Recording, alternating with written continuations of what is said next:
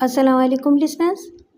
आइए मोहिउद्दीन नवाब की एक नई कहानी सुनते हैं जिसका उन्वान है कातिल दिलदार। तो आइए शुरू करते हैं। वो ट्रांसपेरेंट दस्ताने लहू से भरे हुए थे। इंसानी लहू में बड़ी ताजगी और हरारत होती है। मौत ठंडा कर देती है, फिर भी लहू गर्म रहता है। दो गोरे गोरे हाथों ने आकर इन आलूदा दस्तानों की एक एक उंगली से इन्हें खींचकर दोनों हाथों से अलग किया, फिर इन्हें आलूदा बास्केट में डाल दिया। नकाब के पीछे दो आंखें बड़ी मुतमईन और संजीदा थीं। इंसानी ज़िंदगी के एक शोबे में ऐसा भी होता है। इंसानी खून कामयाबी से बहाकर इत्मीनान और खुशी हासिल होती है। एक असिस्टेंट ने इसके चेहरे से मास्क खोलते हुए कहा, कांग्रेचुलेशन डॉक्टर, आप बड़े इत्मीनान से ऑपरेशन करते हैं। एक लेडी असिस्टेंट ने कहा, आपका नाम कामरान है, आप हमेशा कामयाब और कामरान रहते हैं। हम आपके साथ काम करते हुए फ़ख्र महसूस करते हैं। एक नर्स डॉक्टर कामरान का एप्रन उतार रही थी। कामरान ने कहा, मेरी कामयाबी में तुम सबकी मेहनत और लगन शामिल रहती है। मुझे मिलने वाली एक एक मुबारकबाद और तारीफ़ का एक एक लफ्ज़ तुम सबके लिए है। वो बोलता हुआ दोनों ऑपरेशन बेड्स के नज़दीक आया। इनमें से एक ऑपरेशन बेड पर लेटने वाले के सर से पांव तक चादर ढाँप दी गई थी, जिससे जाहिर होता था कि वो मुर्दा है। दूसरे बेड पर मरीज़ का चेहरा खुला हुआ था और इस चेहरे पर ऑक्सीजन मास्क चढ़ा हुआ था। हमारी कोशिश होती है कि हम ज़िंदगी से मायूस होने वालों को एक नई ज़िंदगी दें। हमारा पेशा बहुत ही मुक़द्दस है, हम बहुत अजीम कहलाते हैं। इसने दोनों बेड के दरमियान आकर इस मुर्दे की तरफ इशारा करते हुए कहा, लेकिन ये जो इस दुनिया में नहीं रहा, ये हमसे ज़्यादा अजीम है। इसने अपनी ज़िंदगी में वसीयत की थी कि ये मरने के बाद भी मरने न पाए और इसका दिल किसी ज़रूरतमंद शख्स को दे दिया जाए, और हमने वसीयत पर अमल किया। कौन कहता है कि ये मर चुका है? इसे देखो, ये तो ज़िंदा है। सभी इस मरीज़ को देखने लगे, जिसके चेहरे पर ऑक्सीजन मास्क चढ़ा हुआ था और जिसके सीने पर ताबूत नुमा शीशे का ढक्कन चढ़ा हुआ था। इस शीशे के आर पार मरीज़ का सीना नंगा था और दिल के मकाम के आसपास सीने की जिल्द पर टाँके लगे हुए थे। इसे देखने वालों की समात में दिल के धड़कने की आवाज़ें सुनाई दे रही थीं। थक थक थक थक थक थक। डॉक्टर कामरान ने मुर्दे की तरफ इशारा करके कहा, इसका सिर्फ जिस्म मर गया है, लेकिन दिल की धड़कनें जिंदा हैं। शायद इसीलिए कहते हैं कि दिल वाले कभी नहीं मरते। वो पलटकर आहिस्ता आहिस्ता चलता हुआ दरवाजे की तरफ जाने लगा। तो वार्ड बॉयज़ ने आगे बढ़कर इसके लिए दरवाज़ा खोल दिया। वो बाहर आया। इस दरवाजे के ऊपर लिखा हुआ था, हार्ट प्लांटेशन। बाहर बसी कॉरिडोर में कुछ लोग खड़े हुए थे। एक बूढ़ी औरत ने आगे बढ़कर पूछा, डॉक्टर, मेरा बेटा। डॉक्टर कामरान ने कहा, गॉड इज़ ग्रेट, आपका बेटा सलामत है। सब लोग खुश हो गए। बूढ़ी औरत इसे दुआएं देने लगी। वो इनके दरमियान से गुजरकर अपने चैम्बर में दाखिल हुआ। वार्ड बॉय ने चैम्बर के दरवाजे को बंद करके लोगों को अंदर जाने से रोक दिया। डॉक्टर कामरान कमरे में आकर एक पार्टीशन के पीछे गया, फिर लिबास तब्दील करने लगा। थोड़ी देर बाद दरवाजे पर दस्तक हुई। इसने कहा, यस कम इन। 3 अफराद दरवाज़ा खोलकर अंदर आए। एक शख्स ने कहा, कांग्रेचुलेशन डॉक्टर, अल्लाह ताला ने आपको सही मायनों में मसीहा बनाकर भेजा है। आप फिर एक इंसान को मौत से ज़िंदगी की तरफ ले आए हैं। कामरान ने कहा, ज़िंदगी देने वाला खुदा है। आप हजरात का ताल्लुक़ अस्पताल की इंतज़ामिया से है। क्या सिर्फ मुबारकबाद देने आए हैं या और कोई मामला है? दूसरे शख्स ने कहा, जी हाँ, आप थके हुए हैं। हमारा फ़र्ज़ है कि आपको आराम करने दें, लेकिन 2 नंबर की मरीज़ा मिस मारिया ने 50 लाख रुपए डोनेट किए हैं। कामरान ने मारिया का नाम सुनकर सोचने के अंदाज में एक तरफ देखा। इसे तसव्वुर में वो नज़र आने लगी। वो मुस्कुरा रही थी और दोनों हाथ फैलाए इसकी तरफ चली आ रही थी। कामरान ने कुछ परेशान सा होकर پھر چونک کر اسپتال کے ان 3 مؤسسین کو دیکھا۔ اس کے بعد مسکرا کر بولا، یہ تو خوشی کی بات ہے، اس نے اسپتال کے لیے عطیہ دیا ہے۔ جی ہاں، وہ خود کہتی ہے کہ اس نے اسپتال کے لیے عطیہ دیا ہے، لیکن اس چیک پر آپ کا نام لکھا ہے۔ اس شخص نے ڈاکٹر کامران کے ہاتھ میں وہ چیک دیا۔ اس نے چیک لے کر دیکھا، اس پر کامران کا نام اور 50 لاکھ روپے کی رقم لکھی ہوئی تھی۔ اس پر ماریا کا مسکراتا ہوا خیالی چہرہ دکھائی دینے لگا۔ وہ مسکراتی ہوئی کہہ رہی تھی، میرا جو کچھ بھی ہے وہ سب تمہارا ہے، اور میں دنیا کو جو کچھ بھی دوں گی تمہارے نام سے دوں گی۔ ڈاکٹر کامران نے خیالات سے چونک کر اس شخص سے پوچھا، کیا آپ نے اسے یہ نہیں سمجھایا کہ اسپتال کے لیے عطیہ اسپتال کے نام سے ہی دینا چاہیے؟ ہم نے سمجھایا تھا۔ مس ماریا کہتی ہیں کہ اسپتال کی انتظامیہ کے انچارج ڈاکٹر کامران ہیں، لہٰذا آپ کے نام سے بھی چیک جاری کیا جا سکتا ہے۔ کامران نے کہا، اچھی بات ہے، میں یہ چیک اپنے اکاؤنٹ میں جمع کرانے کے بعد اسپتال کے ڈونیشن فنڈ میں ٹرانسفر کرا دوں گا۔ وہ تینوں افراد واپس چلے گئے۔ کامران اس چیک کو دیکھنے لگا۔ ماریا اسپتال کے بستر پر لیٹی ہوئی تھی۔ بستر کے پاس ایک وکیل سیاہ کوٹ پہنے بیٹھا ہوا کوٹ پیپر پر کچھ لکھ رہا تھا۔ ایک فائل بستر کے سرے پر رکھی ہوئی تھی۔ وکیل نے لکھنے کے بعد وہ کلپ بورڈ اور کوٹ پیپر ماریا کی طرف بڑھایا، پھر قلم دیتے ہوئے کہا، آپ اسے اچھی طرح پڑھ لیں، پھر دستخط کر دیں۔ ماریا نے اسے نہیں پڑھا، اس پر دستخط کر دیے۔ وکیل نے اسے کلپ بورڈ اور قلم لے کر کہا، خدا آپ کو لمبی عمر دے۔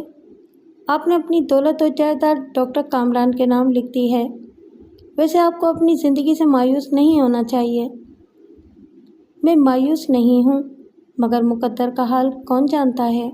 اگر زندگی رہی تو اسی کے نام سے جیوں گی، مر گئی تو میری تمام دولت ان مریضوں کے کام آئے گی جو کامران کے آپریشن تھیٹر سے گزرتے رہیں گے۔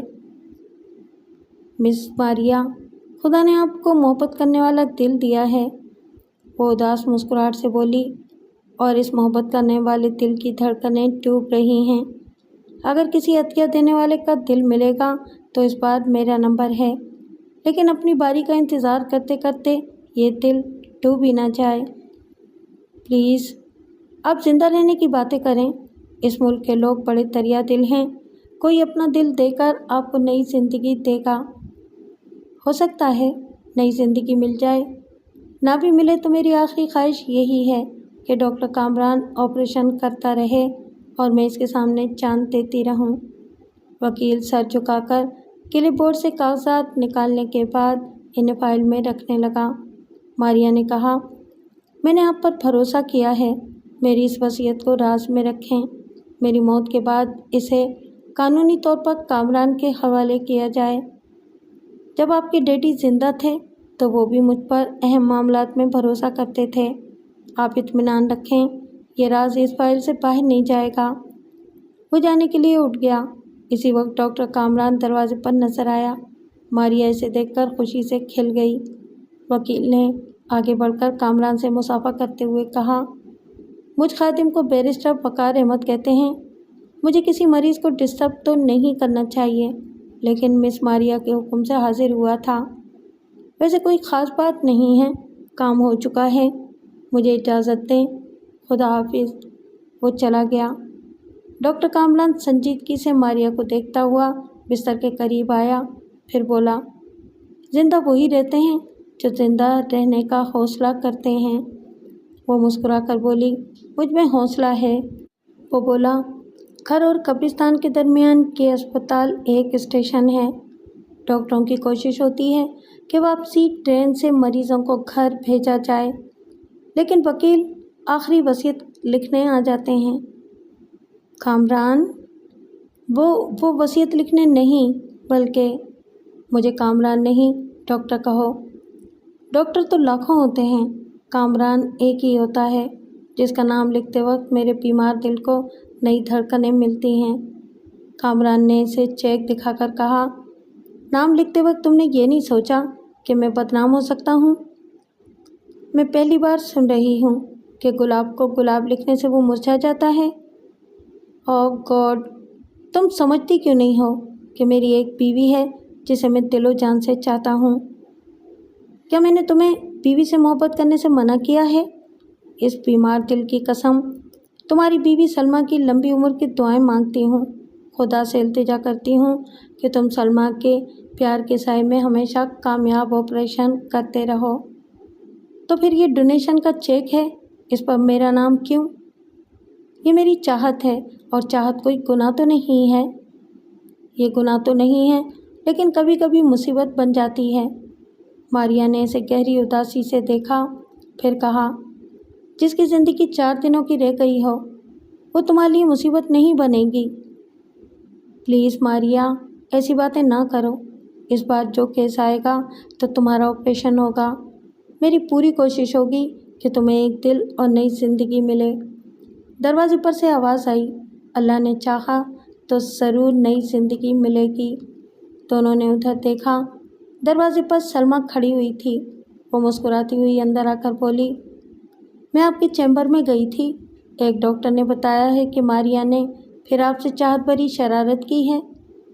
کامران نے اپنی بیوی کو وہ چیک دکھا کر کہا، یہ شرارت ہے؟ تم بھی اس کی حمایت کر رہی ہو؟ سلمیٰ نے اسے چیک لے کر طے کیا، پھر اسے کامران کی جیب میں رکھ کر کہا، کل میں اسے اسپتال کے ڈونیشن اکاؤنٹ میں ٹرانسفر کرا دوں گی۔ آپ کیسے ڈاکٹر ہیں؟ ایک دل کی مریضہ کو اس کی خواہش پوری نہیں کرنے دیتے؟ میں آپ کی شریک حیات ہوں۔ آپ ماریا کی چاہت کو سمجھیں۔ اس کی چاہت میں ایک عقیدت ہے، اس کی چاہت میں آپ کی بھرپور صلاحیت کا اعتراف ہے۔ لیکن آپ مرد حضرات ایک ہی بات جانتے ہیں کہ کوئی عورت کسی کاغذ پر آپ کا نام لکھ دے تو آپ اسے عاشقی سمجھنے لگتے ہیں۔ ماریا نے خوش ہو کر کہا، مسز کامران، آپ بہت اچھی ہیں۔ جو باتیں میں نہیں سمجھا سکتی تھی وہ آپ نے سمجھا دیں۔ سلمیٰ نے پلنگ کے سرے پر بیٹھ کر ماریا کا ہاتھ اپنے ہاتھوں میں لے کر کہا، تمہیں بھی یہ اچھی طرح سمجھنا چاہیے کہ دنیا میں بہت کم لوگ ایسے ہیں جو نیک جذبات کو سمجھتے ہیں، ورنہ بات کا بتنگڑ بنا دیتے ہیں۔ خواہ بدنامی کو ہوا نہیں دینا چاہیے۔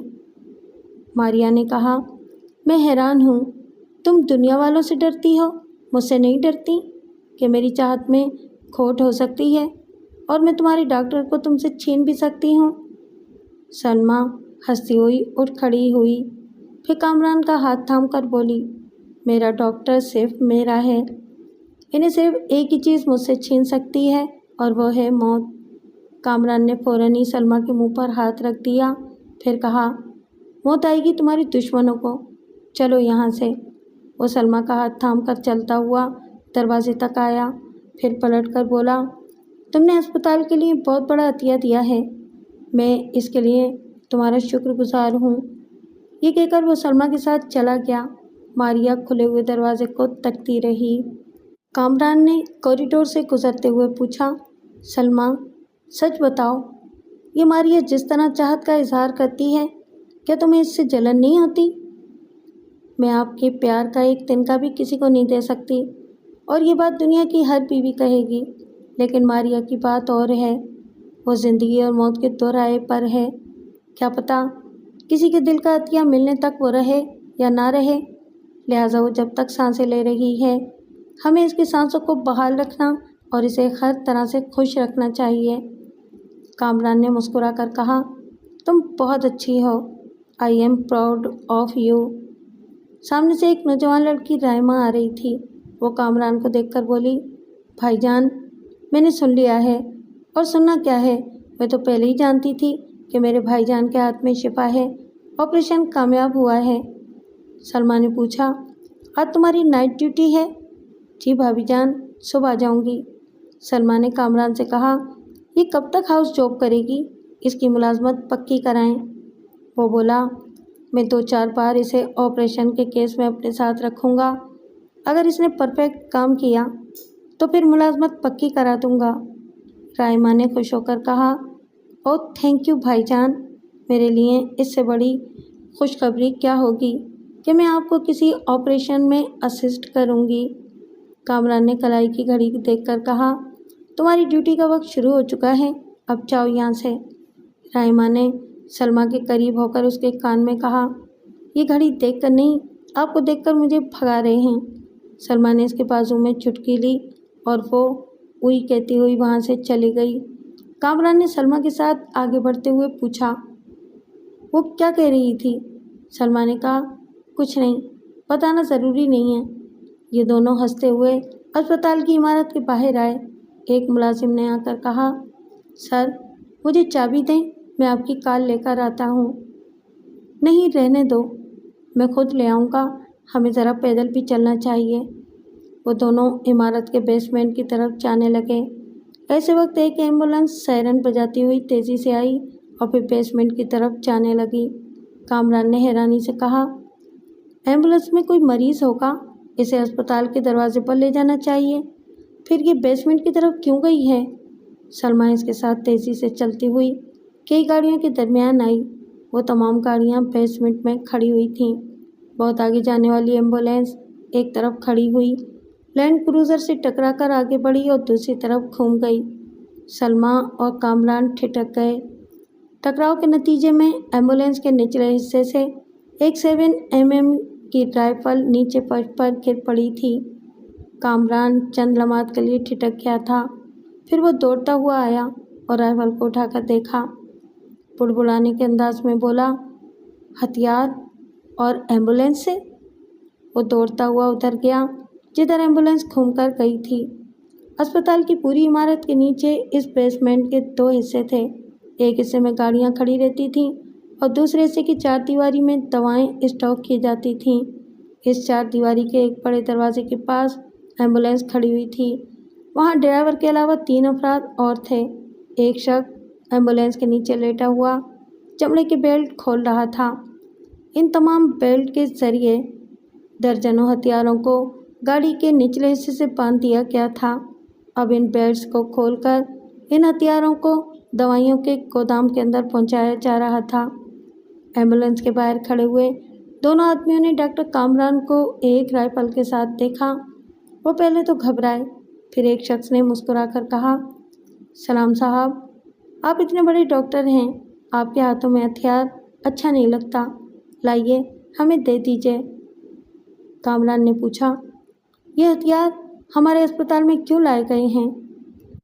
मजबूरी है साहब, आप तो जानते हैं शहर में दहशतगर्दी फैली हुई है, हथियारों पर पाबंदी है, हर मोड़ और हर सड़क पर गाड़ियों की चेकिंग होती है। पूरे शहर में फायर ब्रिगेड और एम्बुलेंस 2 गाड़ियाँ ऐसी हैं जिन्हें रोका नहीं जाता, क्योंकि कहीं आग बुझाना और मरीज़ को फौरी तिब्बी इमदाद पहुँचाना लाजमी होता है। हम एम्बुलेंस से फ़ायदा उठाते हैं, किसी ज़ख्मी को गाड़ी में डालकर लाखों रुपए के हथियार शहर में ले आते हैं। क्या तुम ये कहना चाहते हो कि इस एम्बुलेंस में कोई ज़ख्मी भी है? जी साहब, हमारे एक आदमी ने इसे गोली मारकर एम्बुलेंस में लिटा दिया था, अब तक तो वो मर भी चुका होगा। कामरान ने गुस्से से कहा, बेरहम दरिंदे, तुम ऐसे कह रहे हो जैसे एक इंसानी जान की कोई कीमत नहीं है। मैं अभी तुम सबको गिरफ्तार कराऊंगा। वह हंसते हुए बोला, साहब, गुस्से में काम बिगड़ जाता है, ज़रा अपने पीछे तो देखो। इसे सलमा की हल्की सी चीख सुनाई दी। इसने पलटकर देखा। एक शख्स ने सलमा की गर्दन दबोचकर उसकी कनपटी से रिवॉल्वर की नाल लगा रखी थी। वो अपनी सलमा की तरफ बढ़ना चाहता था। रिवॉल्वर वाले ने धमकी दी, खबरदार, एक कदम भी आगे बढ़ाओगे तो गोली चल जाएगी, बीबी जिंदा नहीं मिलेगी। वो परेशान होकर बोला, ये तुम लोग क्या कर रहे हो? ये अस्पताल है, यहाँ इंसानों की जानें बचाई जाती हैं और तुम लोग मौत का सामान कर रहे हो।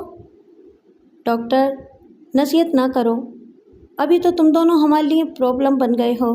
तुम्हें गोली मारेंगे तो दूर तक आवाज़ जाएगी, हमारा भेद खुल जाएगा। वैसे मजबूर करोगे तो फिर गोलियां चलानी ही पड़ेंगी। दूसरे ने कहा, और हाँ, तुमने जो राइफ़ल पकड़ी है वो खाली है, इसे अपने इत्मीनान के लिए चेक कर लो, फिर नीचे फेंक दो। एक डॉक्टर को औजार उठाना चाहिए, हथियार नहीं। कामरान ने राइफ़ल को चेक किया, फिर इसे फर्श पर फेंक दिया। एक शख्स ने अपनी ऊपरी जेब से एक लॉकेट निकाला, फिर कामरान के पास आकर कहा, इसे अपने गले में पहन लो। कामरान ने पूछा, ये क्या है?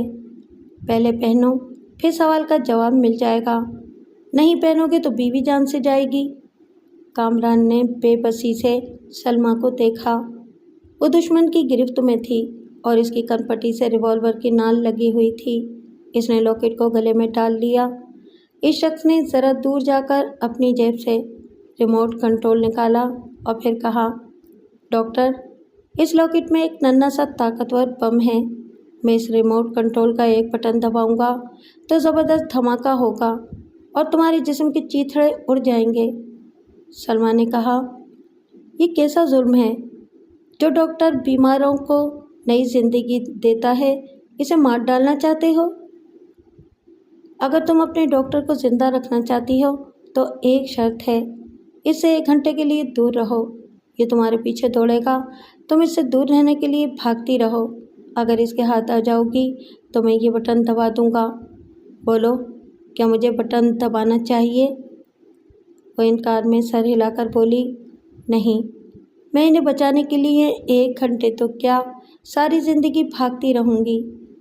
कामरान ने पूछा, लेकिन तुम हमें इस तरह दौड़ाना क्यों चाहते हो? वो हंसते हुए बोला, मामूली सी बात है। तुम दोनों के दौड़ने और भागने के दौरान हम ये तमाम हथियार दूसरी जगह पहुंचा देंगे। इस तरह न तुम हमें इल्ज़ाम दे सकोगे और न ही हम तुम्हारे जैसे बाकमाल डॉक्टर की खामखां जान लेंगे। एक दूसरे शख्स ने कहा, अभी तुम हमें दरिंदे कह रहे थे, लेकिन ये देखो कि हम तुम्हारे जैसे कामयाब सर्जन को जिंदा रखना चाहते हैं। तुम दोनों की ज़िंदगी इसी में है कि भागते रहो। चलो, अपनी बीवी से कहो कि पहले ये जाए। जब ये बेसमेंट से बाहर जाएगी तो तुम यहाँ से इसके पीछे जाओगे। सलमा ने कहा, मैं जा रही हूँ कामरान, मुझसे तेज़ न दौड़ना, मेरे करीब ना आना। तुम्हारी ज़िंदगी सिर्फ मेरे लिए ही नहीं, दुनिया के हज़ारों और लाखों बीमारों के लिए ज़रूरी है। रिवॉल्वर वाले ने सलमा को छोड़ दिया। वो दौड़ती हुई जाने लगी। रिवॉल्वर वाला एक मोटरसाइकिल पर बैठकर बोला, मैं दूर ही से तुम्हारी बीवी का ताक़ुब करता रहूँगा। अगर तुम वो लॉकेट गले से उतारोगी तो मैं इसे एक गोली मार दूँगा। मैं ये लॉकेट कैसे उतार सकता हूँ? ये तो रिमोट कंट्रोल के ज़रिए ब्लास्ट हो जाएगा। इस बात पर सब हंसने लगे। एक शख्स ने रिमोट कंट्रोल को एक तरफ फेंक कर कहा, इस लॉकेट में कोई बम नहीं है, लेकिन तुम इसे उतार कर अपनी बीवी को दिखाओगे और इसे हकीकत बताओगे तो हम इसे गोली मार देंगे। रिवॉल्वर वाले ने मोटरसाइकिल स्टार्ट करके कहा, और याद रखो, तुम्हारे गले से लॉकेट निकलने से पहले तुम्हारी बीवी को गोली लगेगी। दूसरे शख्स ने कहा, हाँ, एक शर्त और है, तुम दौड़ते रहने के दौरान अपनी बीवी को आवाज़ें देते रहोगे और इसे रुकने के लिए कहते रहोगे, शाबाश, अब जाओ। मोटरसाइकिल वाला तेज़ रफ्तारी से जाने लगा। कानूनी तकाजा तो यही था कि वो फ़ौरन ही कानून के मुहाफ़िज़ों से रिजू करता, लेकिन सलमा की ज़िंदगी ख़तरे में थी। वो भी दौड़ता हुआ बेसमेंट के बाहर आ गया। बहुत दूर अस्पताल के अहाते के गेट के पास सलमा भागती हुई दिखाई दी। कामरान को हुक्म दिया गया था कि वो बीवी को आवाज़ें देता रहे। इसने चीख कर आवाज़ दी, सलमा, रुक जाओ सलमा। गेट के दरबान ने सलमा के साथ दौड़ते हुए पूछा, बीबी जी, आप क्यों भाग रही हैं? बड़े डॉक्टर साहब आपको पुकार रहे हैं। वो दौड़ती हुई बोली, जाओ यहाँ से, मेरे पीछे ना आओ। दरबान रुक गया। जब कामरान दौड़ता हुआ आया तो उसने पूछा, डॉक्टर साहब, क्या बात है? आप बेगम साहिबा के पीछे क्यों भाग रहे हैं? You shut up. वो दरबान को डांट कर सलमा के पीछे दौड़ता चला गया। दरबान ने हैरानी से दोनों हाथ उठाकर कहा, खुदाया खैर, इधर तो मियाँ बीबी का खाना ख़राब हो रहा है। वो तेज़ी से भागती जा रही थी। एक भरी पूरी शाहराह पर और कभी फुटपाथ पर ऐसी खातून भागी जा रही थी जो गैर मारूफ नहीं थी। इस इलाके में सभी इसे एक हार्ट सर्जरी के माहिर कामरान की शरीक हयात की हैसियत से जानते थे। फिर देखने वालों के लिए परेशानी की बात यह थी कि खुद डॉक्टर कामरान अपनी बीवी के पीछे इस तरह दौड़ रहा था जैसे इसे नुकसान पहुंचाना चाहता हो, और वो भी जैसे अपनी जान बचाने के लिए भागी जा रही थी। मुखालिफ सिमत से एक पुलिस इंस्पेक्टर चंद सिपाहियों के साथ ایک جیپ میں آ رہا تھا اور وہ دشمن موٹر سائیکل والا ریوالور لیے سلمیٰ کے پیچھے سست رفتاری سے جا رہا تھا۔ انسپکٹر کو اس دشمن پر شبہ نہیں ہوا، لیکن وہ کامران جیسے ملک کے مشہور اور معزز ڈاکٹر کو دوڑتے دیکھ کر حیران رہ گیا۔ اس نے جیپ روکنے کے لیے کہا، وہ رک گئی۔ انسپکٹر نے فٹ پاتھ پر کامران کو روکا۔ ڈاکٹر، رک جاؤ، کیا بات ہے؟ مجھے بتاؤ، کیا پریشانی ہے؟ کامران اس موٹر سائیکل والے کو دیکھ رہا تھا۔ اس نے کہا، میں اسے زندہ نہیں چھوڑوں گا، میں اسے کامران نے بات ادھوری چھوڑ کر بڑی پھرتی سے انسپکٹر کے ہولسٹر پر ہاتھ ڈالا اور اس میں سے ریوالور نکال کر سلمیٰ اور موٹر سائیکل والے کے پیچھے دوڑتا چلا گیا۔ انسپکٹر نے چیخ کر کہا، ڈاکٹر رک جاؤ، کیا پاگل ہو گئے ہو؟ اس نے جیپ میں بیٹھ کر پیچھا کرنے کا حکم دیا۔ وہ جیپ جتنی دیر میں ٹرن لے کر تعاقب میں جاتی، اتنی دیر میں سلمیٰ ایک 5 اسٹار ہوٹل کے احاطے میں داخل ہو گئی۔ کامران سرعام ہاتھ میں ریوالور لیے دوڑتے ہوئے اس موٹر سائیکل والے کو دیکھ رہا تھا۔ وہ دشمن بھی اس 5 اسٹار ہوٹل کے احاطے میں جا کر نظروں سے اوجھل ہو گیا تھا۔ عجیب بھاگ دوڑ اور افراتفری تھی۔ سب سے پیچھے پولیس کی جیپ آ کر ہوٹل کے احاطے میں رکی۔ انسپکٹر نے دور تک نظریں دوڑائیں۔ ڈاکٹر کامران نظر نہیں آ رہا تھا۔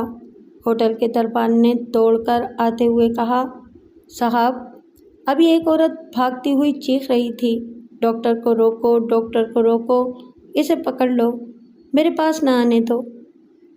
ہوٹل کا کچھ اور عملہ بھی آ گیا۔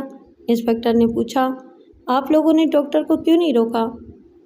ہم کیسے روکتے؟ اس کے ہاتھ میں ریوالور تھا۔ انسپکٹر سپاہیوں کے ساتھ دوڑتا ہوا اس دربان کو لے کر ہوٹل کے دوسری طرف گیا۔ وہاں دوسری طرف سوئمنگ پول پر بھگدڑ مچ گئی تھی۔ مختصر سے لباس میں نہانے والیاں چیختی چلاتی بھاگ رہی تھیں۔ سلمیٰ پول کے دوسرے کنارے پر کھڑی ہوئی انکار میں ہاتھ ہلاتے ہوئے کہہ رہی تھی، میرے پاس نہ آؤ، میرا پیچھا نہ کرو، اپنی زندگی سے نہ کھیلو، تم دوسروں کو زندگی دیتے۔ اس کی بات پوری ہوتے ہی ٹھائیں کی آواز کے ساتھ گولی چلی۔ سلمیٰ کے حلق سے چیخ نکلی اور وہ اوندے منہ پول کے پانی میں گر پڑی۔ کامران نے حلق کے بل چیخ کر کہا، سلمیٰ! اس نے ادھر ادھر سر اٹھا کر دیکھا، گولی چلانے والا کہیں نظر نہیں آیا۔ اس نے ریوالور پھینک کر پول میں چھلانگ لگائی۔ تیرتا ہوا اپنی سلمیٰ کے پاس پہنچا تو آس پاس کا پانی لہو سے سرخ ہو رہا تھا اور اس کی شریک حیات کی لاش پانی کی سطح پر اوندھی تیر رہی تھی۔ انسپکٹر نے پول کے دوسرے کنارے پر پڑے ہوئے اپنے ریوالور کو اٹھایا۔ کتنے ہی سپاہی پانی میں کود گئے۔ انہوں نے ان دونوں کو پانی سے نکالا۔ انسپکٹر نے پوچھا، ڈاکٹر، یہ آپ نے کیا کیا؟ اپنی ہی شریک حیات کو مار ڈالا؟ یہ جھوٹ ہے، دیکھو اس کی سانسیں چل رہی ہیں، بدن گرم ہے، فوراً اسپتال لے کے چلو۔ سب نے مستعدی دکھائی۔ ہوٹل کی ایک ایمرجنسی ایمبولینس میں سلمیٰ کو ڈالا گیا۔ کامران نے کہا، انسپکٹر، میں قاتل نہیں ہوں، اگر قاتل سمجھتے ہو تو جب چاہو اسپتال میں آ کر گرفتار کر لینا، لیکن پہلے اسپتال کے بیسمنٹ کو چاروں طرف سے گھیر لو، وہاں سے ایک شخص یا ایک گاڑی کو باہر نہ نکلنے دو۔ دہشت گردوں کا کوئی گروہ ہے جو وہاں اسلحہ چھپا رہا ہے۔ ہوٹل کے فون کے ذریعے پہلے ہی اسپتال میں خبر پہنچا دی گئی تھی کہ ڈاکٹر کامران کی بیوی سلمیٰ کو گولی مار دی گئی ہے، اسے لایا جا رہا ہے۔ آپریشن تھیٹر کا عملہ الرٹ رہے۔ ایمبولینس وہاں پہنچی تو کامران کی بہن رائمہ اپنی بھابھی کو خون میں لت پت دیکھ کر رونے لگی۔ اس نیم مردہ جسم کو ٹرالی اسٹریچر پر ڈال کر سب تیزی سے آپریشن تھیٹر میں لے آئے۔ وہاں پہنچتے ہی کامران نے سب سے پہلے آکسیجن ماسک چڑھانا چاہا، پھر ٹھٹک گیا۔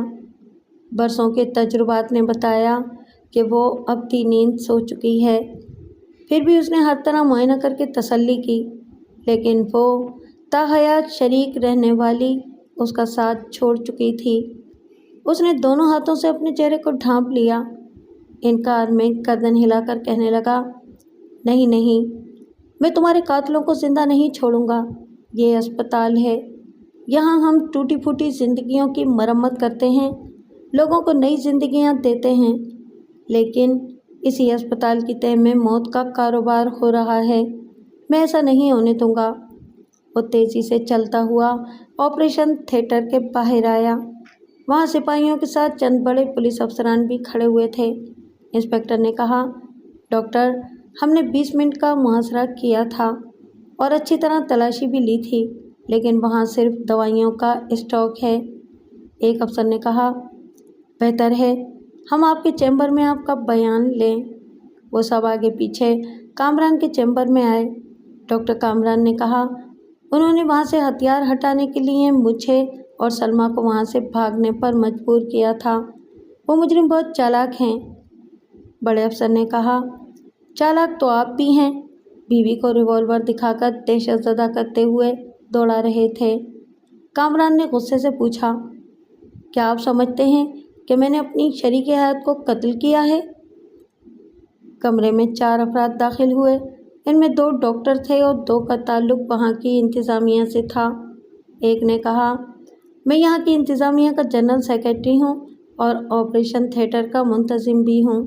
आपसे गुजारिश है कि फ़िलहाल पुलिस कार्रवाई मुलतवी कर दें। इस वक्त तब्दीली कल्ब का ऑपरेशन बहुत ज़रूरी है। कामरान ने चौंक कर जनरल सेक्रेटरी को देखा। वो कामरान से बोला, डॉक्टर, आपकी वाइफ बेगम सलमा ने इस अस्पताल में ये वसीयत डिपॉजिट की थी कि इनकी वफ़ात के बाद इनका दिल किसी ज़रूरतमंद को ज़रूर दिया जाए।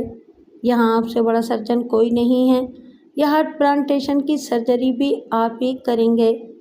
बड़े अफसर ने कहा, जिसने सरेआम अपनी बीवी को दौड़ा दौड़ा कर कत्ल किया, इसे आप तवक्को रखते हैं कि वो किसी दूसरे मरीज़ को नई ज़िंदगी देगा? सॉरी, हम इसे दूसरा कत्ल नहीं करने देंगे। एक डॉक्टर ने कहा, फिर हमें भी अफसोस के साथ कहना होगा कि आप इस पुलिस पार्टी को लेकर अस्पताल से बाहर जाएं। अगर यहाँ किसी मरीज़ की मौत वाक़ई होगी तो इसके ज़िम्मेदार आप होंगे। अफसर ने कुर्सी से उठकर अपनी कैप पहनते हुए कहा, ऑल राइट, हम अस्पताल के अहाते में अपने मुजरिम का इंतज़ार करेंगे। डॉक्टर कामरान गुमसुम खड़ा हुआ था। उसके दिमाग में आंधियाँ सी चल रही थीं। यह ख्याल ही जानलेवा था कि जिस मोहब्बत करने वाली की धड़कनों को अपने सीने से लगाए रखता था, इसी के सीने को चीर कर इसका दिल निकालेगा। ऑपरेशन थिएटर के अंदर 2 ट्राली बेड थीं। एक बेड पर सोने वाली के ऊपर सर से पांव तक चादर पड़ी हुई थी।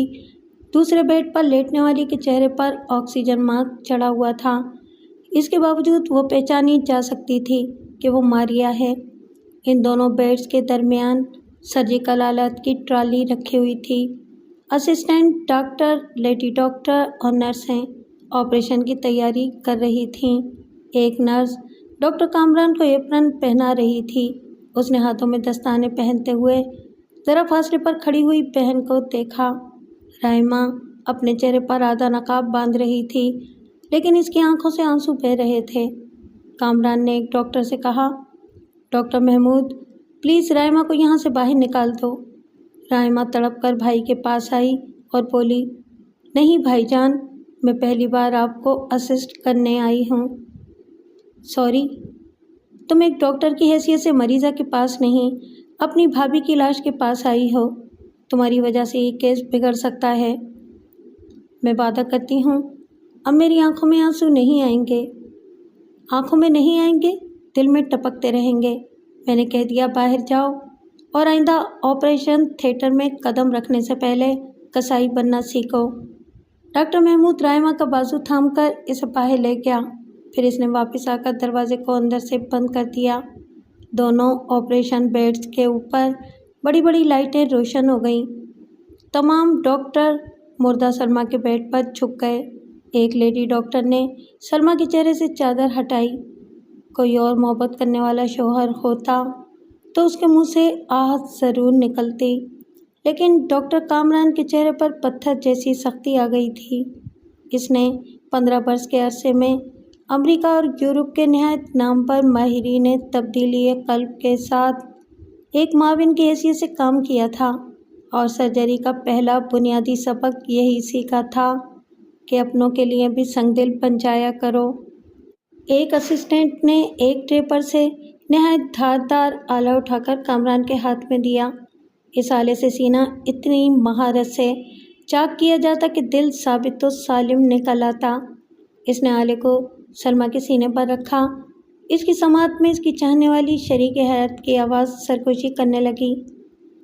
میرے کامران، یہ دل تمہاری امانت ہے، جب چاہے لے لو۔ محبت میں دل مانگتے بھی ہیں اور اپنا سمجھ کر چھین بھی لیتے ہیں۔ آؤ چھین لو۔ آپریشن تھیٹر کے دوسرے حصے میں ایک doctor monitoring T V screen کے پاس بیٹھا آپریشن کے عمل کو دیکھ رہا تھا۔ دوسرا ہارٹ لنک مشین اور بریدنگ بیگ کی حرکتوں کو نوٹ کر رہا تھا۔ یہ چیزیں ماریا سے منسلک تھیں۔ پھر ایک باؤل میں انسانی دل نظر آیا۔ سلمیٰ کو چہرے تک چادر سے ڈھانپ دیا گیا۔ کامران نے بڑے افسوس سے اس چادر کو دیکھا جس کے نیچے زندگی کی ساتھی ہمیشہ کے لیے چھپ گئی تھی۔ تمام ڈاکٹروں کا رخ بدل گیا۔ وہ سب دوسرے بیڈ کے چاروں طرف آ گئے جہاں ماریا ہوش و حواس سے بیگانہ ہو کر لیٹی ہوئی تھی۔ اس کے سینے سے ہارٹ لنک مشین کو ایک نلکی کے ذریعے منسلک کیا گیا تھا۔ اگر چند لمحوں کے لیے سینے میں دل نہ رہتا تب بھی وہ ہارٹ لنک مشین کے ذریعے سانسیں لے کر زندہ رہتی۔ ایک لیڈی ڈاکٹر باؤل میں رکھا ہوا سلمیٰ کا دل کامران کے پاس لائی۔ وہ اپنی مہارت آزمانے میں مصروف ہو گیا۔ دوسرے ڈاکٹروں کے چہروں کے تاثرات سے پتہ چل رہا تھا کہ کامران ماریا کے سینے میں سلمیٰ کے دل کی پیوند کاری کر رہا ہے اور ٹانکے لگاتا جا رہا ہے۔ پھر اس کے ہاتھ رک گئے۔ تبدیلی قلب کا عمل مکمل ہو گیا تھا۔ اب کامران کی سماعت میں ماریا کی سرگوشی سنائی دے رہی تھی۔ کامران، جس دل سے تم محبت کرتے تھے وہ دل مجھے دے دیا۔ ہائے، ایسا سخی حتم تائی بھی نہیں تھا۔ اب دیکھنا یہ ہے کہ محبت صورت شکل سے ہوتی ہے یا دل سے۔ اگر دل سے ہوتی ہے تو تم میری ہر دھڑکن کی آواز پر آؤ گے۔ ایک نرس کامران کے خون آلود دستانے اتارنے لگی، دوسری اس کے چہرے سے ماسک اور ایپرن اتار رہی تھی۔ وہاں سب کے چہروں پر اداسی چھائی ہوئی تھی۔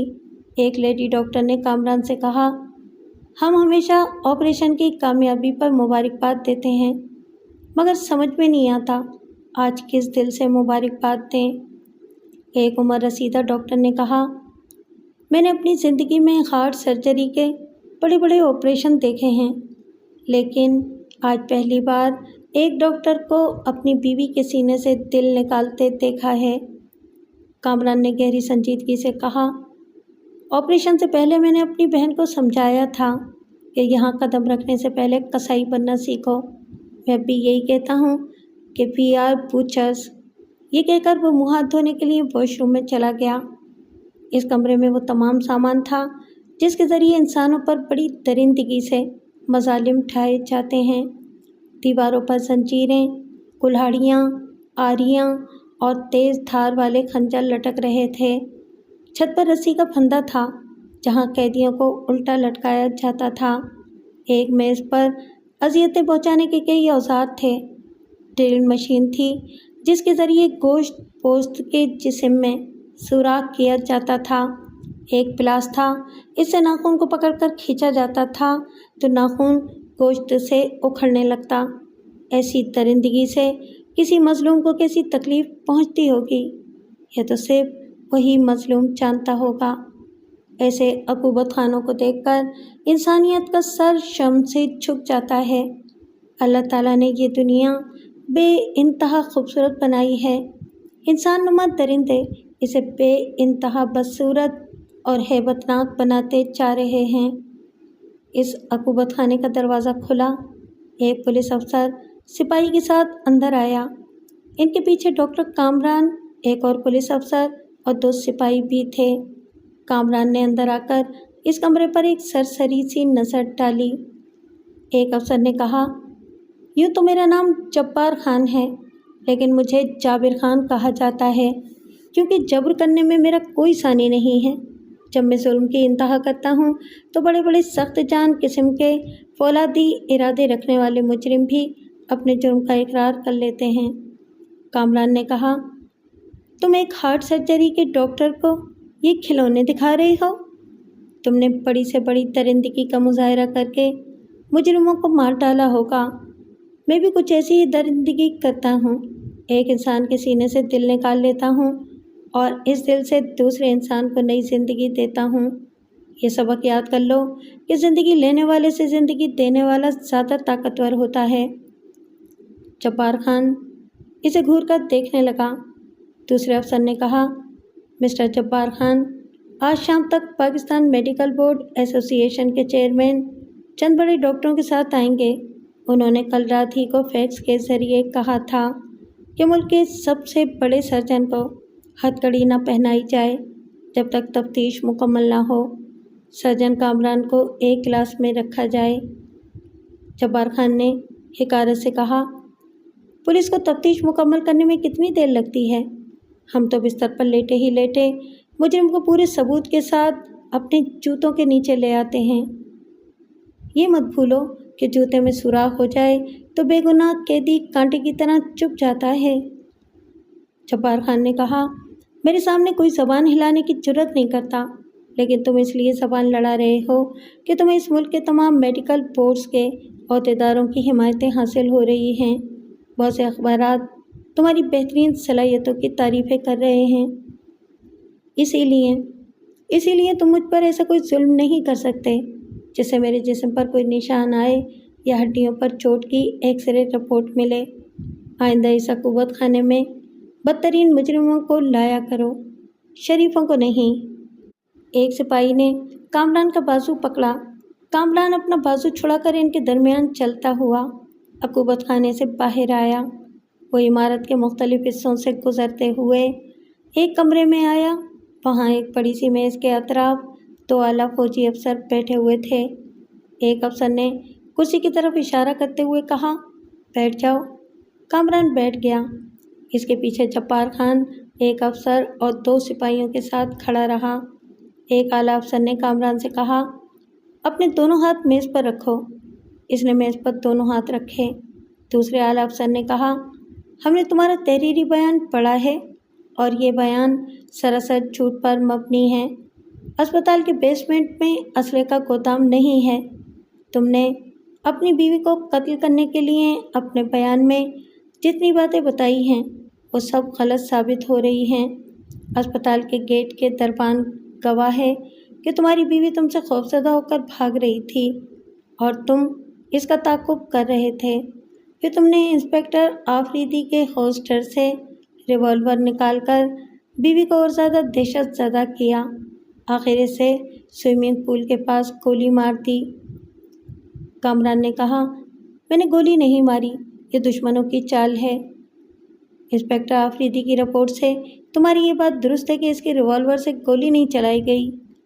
کیا یہ نہیں ہو سکتا کہ تم نے خود کو بے گناہ ثابت کرنے کے لیے انسپکٹر آفریدی سے ریوالور چھینا، لیکن اسے سوئمنگ پول کے کنارے پھینک کر اپنے پاس چھپائے ہوئے ریوالور سے بیوی کی جان لے لی؟ میں ڈاکٹر ہوں، ایسے ہتھیار کبھی نہیں رکھتا، نہ گھر میں نہ جیب میں۔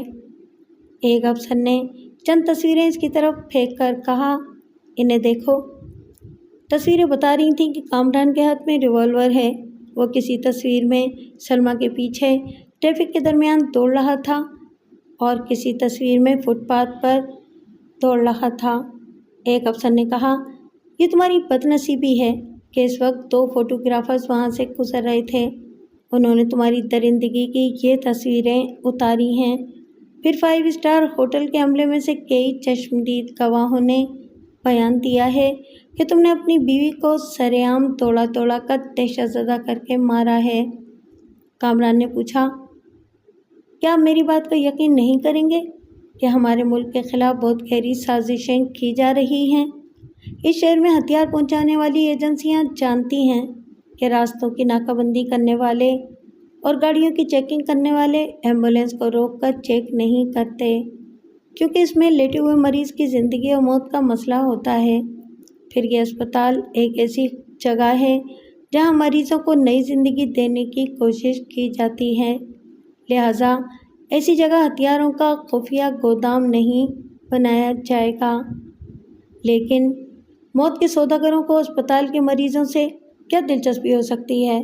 میں نے اور سلمیٰ نے اتفاق سے یہ راز معلوم کر لیا दुश्मन चाहते थे कि ये राज हमारे ज़रिए बेसमेंट से बाहर न जाए और हमें इतनी दूर तक दौड़ाया जाए कि तब तक वो बेसमेंट को हथियारों से खाली कर लें।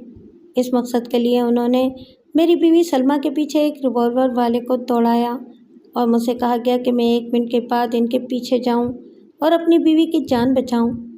मगर मैं कैसे यकीन दिलाऊं कि सलमा का ताक़ुब करने वाले ने ही इसे कत्ल किया है। एक अफसर ने कहा, हमारे आदमी इस रिवॉल्वर को तलाश कर रहे हैं जिससे गोली चलाई गई थी। तुम्हें कातिल साबित करने के लिए आला कत्ल को अदालत में पेश करना ज़रूरी है। बाकी जितने सबूत और गवाह हैं वो सब तुम्हारे खिलाफ हैं। मैं इंसानियत और मोहब्बत के नाम पर पूछता हूँ, सलमा मेरी वफ़ादार बीवी थी। मैं उसे दिलो जान से चाहता था, फिर मैं इसे खामख़ा क्यों कत्ल करूँगा? दौलत में इतनी गर्मी होती है कि मोहब्बत पसीना बनकर बह जाती है। क्या आप मुझे दौलत का लालची समझते हैं? अगर मैं ऐसा होता तो अमेरिका और यूरोप छोड़कर पाकिस्तान ना आता। मैंने सिर्फ अपनी कौम के लिए हार्ट सर्जरी के तजुर्बात हासिल किए हैं।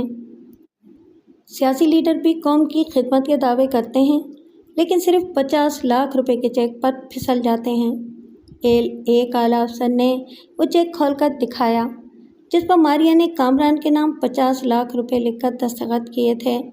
अस्पताल की इंतज़ामिया कहती है कि ये रकम अस्पताल के लिए डोनेट की गई थी, मगर तुम्हारे नाम का चेक इसकी नफ़ी करता है।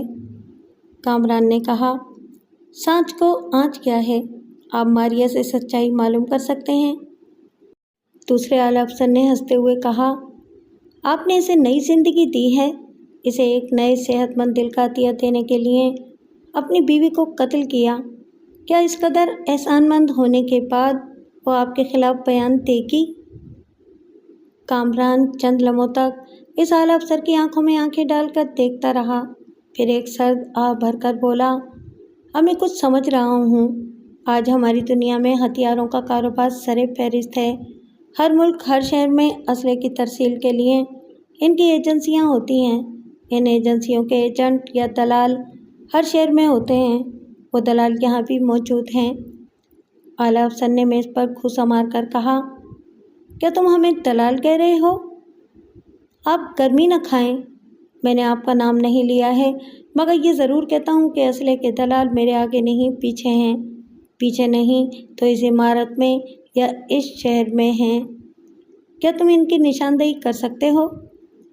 मुजरिमों की निशानदेही करने और इन्हें गिरफ्तार करने की तनख्वाह आप लेते हैं और मैं तो ज़ेरे हिरासत हूँ। भला क्या निशानदेही करूँगा? एक सिपाही ने कमरे में आकर सैल्यूट किया, फिर कहा, सर, मुलजिम कामरान का वकील हाजिर होना चाहता है। अफसर ने कहा, इसे भेज दो। सिपाही चला गया। अफसर ने कामरान से कहा, तुम्हारे कातिल होने के ऐसे वाज़ेह ठोस सबूत और चश्मदीद गवाही है कि अदालत भी तुम्हें आरज़ी रिहाई नहीं देगी। वकील ने आकर आला अफसर से मुसावा करते हुए कहा, मुझ खादिम को बैरिस्टर वक़ार अहमद कहते हैं। मैं मिस मारिया के डैडी का भी वकील रह चुका हूँ। हकीकत यह है कि मारिया के दादा ने मुझे अपने अखराजात से बैरिस्टर बनाया था। अफसर ने कहा, तशरीफ़ रखें। क्या आप ज़मानत के सिलसिले में आए हैं? जी नहीं, मैंने बेशुमार कत्ल के केस भुगताए हैं। मैं जानता हूँ कि डॉक्टर कामरान की ज़मानत नहीं हो सकेगी। इस मुल्क के तमाम मेडिकल एसोसिएशन के चेयरमैन और मुल्क के बड़े बड़े नामवर डॉक्टर इनके हिमायती हैं। इन सब की हिमायत का नतीजा ये होगा कि इन्हें शायद फांसी नहीं होगी, लेकिन उम्र कैद ज़रूर होगी। पुलिस के अफसर ने कहा। बैरिस्टर ने कहा, मैं इस डॉक्टर को फांसी दिलाऊंगा। कामरान ने चौंक कर बैरिस्टर को देखा और फिर कहा, वक़ार साहब, आप ये क्या कह रहे हैं? क्या आपसे मेरी कोई ज़ाती दुश्मनी है? नहीं, तुम मारिया से दुश्मनी कर रहे हो। इसकी करोड़ों की जायदाद हासिल करने के लिए तुमने अपनी बीवी को कत्ल किया है। फिर किसी दिन मारिया को भी इस दुनिया से रुखसत कर दोगे। मैंने इस फैमिली का नमक खाया है, जिसके दादा ने मुझे बैरिस्टर बनाया। मैं इस नादान लड़की को तुम्हारे हाथों मरने नहीं दूंगा। कामरान ने कहा, आप इसे नादान कहें, मगर मैंने इसे नादान नहीं बनाया है एक सच्चे आशिक होने का सबूत देने के लिए इसे अपनी बीवी के दिल का तोहफा दिया है। इस नादान लड़की ने तोहफा वसूल करने से पहले ही अपनी तमाम दौलत और जायदाद तुम्हारे नाम लिख दी है। बैरिस्टर ने मारिया की वसीयत की फोटोस्टेट कॉपी फाइल से निकालकर आला अफसर को दिखाते हुए कहा, मिस मारिया ने मुझसे वादा लिया था कि मैं इस वसीयत को राज में रखूं, लेकिन मैं वादा पूरा करूंगा तो इस ख़ानदान से नमक हरामी होगी। मैं ये भी जानता हूँ कि मारिया को ये बात मालूम होगी तो वो मुझे ठोकर मारकर कोई दूसरा वकील कर लेगी। कोई बात नहीं, मैं ठोकर खा लूँगा, लेकिन अपने मोहसिन की औलाद को इस डॉक्टर के फरेब में नहीं आने दूँगा। अफसर इस वसीयत को पढ़ रहा था, फिर इसने बैरिस्टर वक़ार अहमद के हाथ को मुसाफे के अंदाज में थाम कर कहा, आपने वाकई बैरिस्टर होने का सबूत दिया है। आप नमक हलाल भी हैं और आपने कानून की बरतरी भी कायम रखी है। अब इस मसीहा बनने वाले डॉक्टर को दुनिया की कोई ताकत फांसी के फंदे से नहीं बचा सकेगी। डॉक्टर कामरान हैरत तो परेशान कभी इस अफसर आला को और कभी बैरिस्टर वक़ार अहमद को देख रहा था। वो ये समझ रहा था कि इसे 50 लाख रुपए का चेक देने वाली मारिया ने महज मोहब्बत और नेक दिली से इसके नाम वसीयत भी लिख दी होगी। वो जानती थी कि डॉक्टर लालची नहीं है। इसकी छोड़ी हुई तमाम दौलत मरीजों को नई जिंदगियां देने में सिर्फ करेगा, लेकिन दिल से की जाने वाली मोहब्बत और रूह से की जाने वाली नेकी एक डॉक्टर के लिए फांसी का फंदा बन चुकी थी। मारिया बिस्तर के सिरहाने टेक लगाए बैठी थी। राइमा इसका ब्लड प्रेशर चेक कर रही थी। फिर इसके बाजू से ब्लड प्रेशर का आला खोलकर ट्रे पर से जूस का एक गिलास इसे देते हुए बोली, आप बिल्कुल नॉर्मल हैं। इसी तरह दवाएं और ग़िज़ाएं इस्तेमाल करती रहेंगी तो जल्दी चलने फिरने और दौड़ने लगेंगी। मारिया ने कहा, मेरी खिदमत एक नर्स भी कर सकती है, लेकिन आप लेडी डॉक्टर होकर कई बार मेरे पास आती रहती हैं और ऐसा ख्याल रखती हैं जैसे हमारे दरमियान कोई गहरा रिश्ता हो। रिश्ते के जिक्र पर राइमा ने मारिया के सीने को देखा। इसके कानों में थक थक की आवाज़ें सुनाई दीं। फिर इसकी भाभी सलमा ने जैसे सरगोशी की, मैं यहाँ हूँ। मारिया ने पूछा, क्या बात है डॉक्टर, आप इतनी अचानक खामोश क्यों हो गईं? राइमा ने चौंक कर कहा, वो बात यह है कि भाईजान की याद आ गए थे। आपके भाईजान ने मुझे नई ज़िंदगी दी है, लेकिन मुझे एक बार भी देखने नहीं आए। डॉक्टर जैदी कह रहे थे कि वो छुट्टी लेकर पहाड़ी इलाके में गए हैं। राइमा ने सदमे से कहा, हाँ, बड़ी लंबी छुट्टी लेकर गए हैं। आप दुआ करें वो जल्द ही लौट आएँ। मेरी तो दुआ है वो अभी चले आएँ, लेकिन आपकी भाभी नहीं आने देंगी। भाभी? हज़ार ज़ब्त के बावजूद राइमा की आंखें भीग गईं। वो जल्दी से मुंह फेर कर आंखें पोंछने लगी। मारिया ने इसे सोचती हुई नज़रों से देखा, फिर पूछा, आप रो रही हैं? वो पलट कर बोली, नहीं तो बस यूं ही भाभी याद आ गई थीं। मारिया ने इसे टटोलती हुई नज़रों से देखा, फिर पूछा, आप मुझसे कुछ छुपा रही हैं? नहीं, भला मैं क्या छुपाऊंगी? ओह सॉरी, दूसरे मरीज़ को अटेंड करना ज़रूरी है। वो फ़ौरन ही पलटकर कमरे से बाहर आई। बाहर बरामदे में एक औरत दीवार की तरफ मुंह किए खड़ी थी। जब राइमा उसके करीब से गुजर गई तो इस औरत ने पलटकर मारिया के कमरे की तरफ देखा, फिर आहिस्ता आहिस्ता चलती हुई दरवाजे पर आई। वो खुला हुआ था। इसके बावजूद उसने दस्तक देकर पूछा, मैं अंदर आ सकती हूँ? मारिया ने सर उठाकर उसे देखा, फिर कहा, आइए। वो अंदर आकर बोली, तुम मुझे नहीं जानती, मगर मैं तुम्हें जानती हूँ। वो इस तरह कि मैं सलमा की माँ और डॉक्टर कामरान की सास हूँ। मारिया ने खुश होकर कहा, आपसे पहली बार मिल रही हूँ, बड़ी खुशी हो रही है। आएं यहाँ, मेरे पास बैठें। वो बिस्तर के सिरे पर बैठकर बोली, मैं पहली बार नहीं आई हूँ, तुमसे मिलने कई बार यहाँ आई, लेकिन डॉक्टरों ने इजाज़त नहीं दी। वो कहते थे तुम कमज़ोर हो, तुमसे कोई बात नहीं करना चाहिए जिससे तुम्हें शौक पहुँचे। وہ تعجب سے بولی، بھلا ایسی کیا بات ہو سکتی ہے کہ مجھے شوق پہنچے؟ میرا خیال ہے اب تمہیں کسی طرح کا صدمہ نہیں پہنچے گا۔ میں باہر کھڑی سن رہی تھی۔ رائما نے ابھی کہا تھا کہ تم بالکل نارمل ہو۔ میں حیران ہوں کہ جب تم نارمل ہو تو تم سے حقیقت چھپائی کیوں جا رہی ہے؟ اس نے بے چینی سے پوچھا۔ کیسی حقیقت؟ یہی کہ اب تم میری سلمیٰ ہو۔ اس وقت تمہارے سینے میں میری بیٹی کا دل دھڑک رہا ہے۔ کیا؟ ماریا گمسم سی ہو کر اس خاتون کو تکنے لگی۔ خاتون نے کہا، تم اپنے دل پر بوجھ نہ ڈالنا، وہ بوجھ میری بیٹی کے دل پر پڑے گا۔ ماریا نے اپنے دھڑکتے ہوئے سینے پر ہاتھ رکھ لیا تھا۔ اس نے پوچھا، سلمیٰ کو کیا ہوا تھا؟ اسے قتل کیا گیا تھا، اور جس نے اسے قتل کیا ہے وہ جیل کی آہنی سلاخوں کے پیچھے ہے۔ وہ ظالم درندہ کون ہے؟ اسے سلمیٰ سے کیا دشمنی تھی؟ کسی ایک کی محبت حاصل کرنے کے لیے دوسری کو ٹھکرانا پڑتا ہے۔ اس نے تمہیں حاصل کرنے کے لیے اسے قتل کر دیا۔ جب قتل سے پہلے 50 لاکھ روپے کا چیک مل سکتا ہے تو اس کے دل کا نذرانہ پیش کرنے کے بعد اسے اور زیادہ دولت مل سکتی تھی۔ خاتون کی باتیں اب ماریا کی سمجھ میں آ رہی تھیں۔ وہ خلا میں تک رہی تھی۔ اسے کامران نظر آ رہا تھا، لیکن یہ یقین نہیں آ رہا تھا کہ اس کی خاطر وہ اپنی بیوی کو دل و جان سے چاہنے کے باوجود قتل کر سکتا ہے۔ وہ آہنی سلاخوں کے پیچھے ایک دیوار سے ٹیک لگائے بیٹھا تھا۔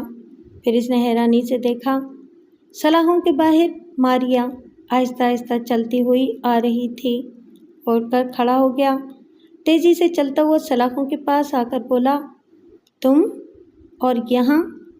وہ آنکھوں میں آنکھیں ڈال کر بولی، جہاں ڈاکٹر ہوگا وہاں مریضہ آئے گی۔ فضول باتیں نہ کرو، آپریشن کو صرف 3 ہفتے ہوئے ہیں، تمہیں آرام کرنا چاہیے تھا۔ ماریا زندہ ہوگی تو آرام کرے گی، تم سے تو سلمیٰ ملنے آئی ہے۔ کامران نے بے اختیار ماریا کے سینے کو دیکھا۔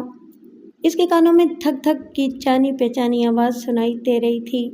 ماریا نے دل کی جگہ ہاتھ رکھ کر کہا، کیا تم سلمیٰ کے دل پر اس طرح ہاتھ رکھتے تھے؟ وہ نظریں چرانے لگا۔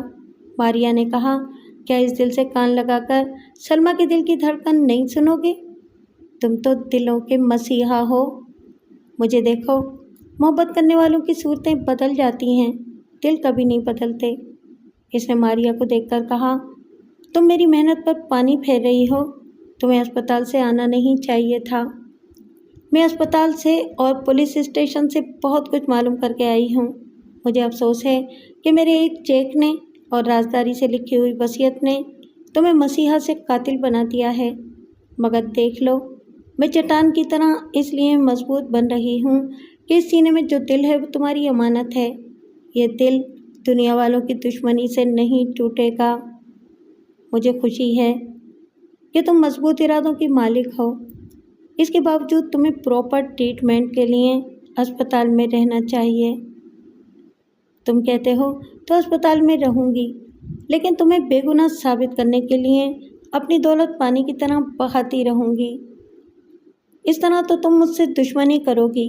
میرے نام وصیت لکھ چکی ہو، اب تمام دولت بھی مجھ پر لٹاؤ گی تو یہ ثابت ہو جائے گا کہ میں نے تمہیں دل کا عطیہ دینے کے لیے اپنی بیوی کو قتل کیا ہے۔ ماریا نے اسے بے بسی سے دیکھا۔ اچانک ایک خاتون نے آہنی سلاخوں کے پاس آ کر کہا، داماد جی، یہ تو ثابت ہو چکا ہے کہ تم نے اس لڑکی کی دولت پر خاص صاف کرنے کے لیے میری بیٹی کو قتل کیا ہے۔ ممی، آپ اچھی طرح جانتی ہیں کہ میں سلمیٰ سے کتنی محبت کرتا تھا۔ کوئی مجھے ساری دنیا کی دولت دیتا تب بھی میں اپنی سلمیٰ پر آنچ نہ آنے دیتا۔ آپ چشمدید گواہ کے طور پر میری اور سلمیٰ کی محبت کے سلسلے میں تحریری بیان دے چکی ہیں۔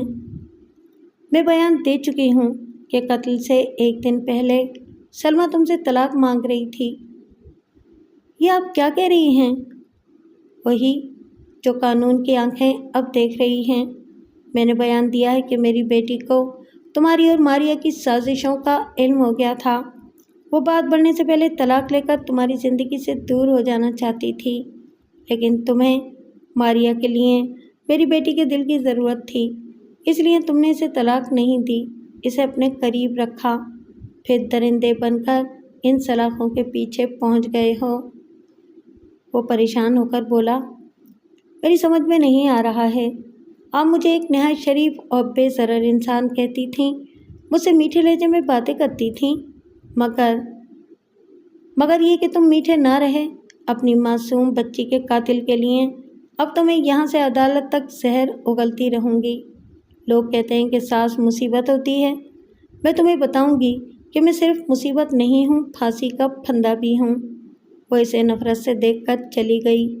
ماریا نے کہا، تم نے بے شمار مریضوں کو دل کی دولت دی ہے، اگر صرف ایک سلمیٰ کا دل مجھے نہ دیتے تو یوں میرے ساتھ بدنام نہ ہوتے اور قتل کے الزام میں اپنی برسوں کی شہرت اور عزت کو داؤ پر نہ لگاتے۔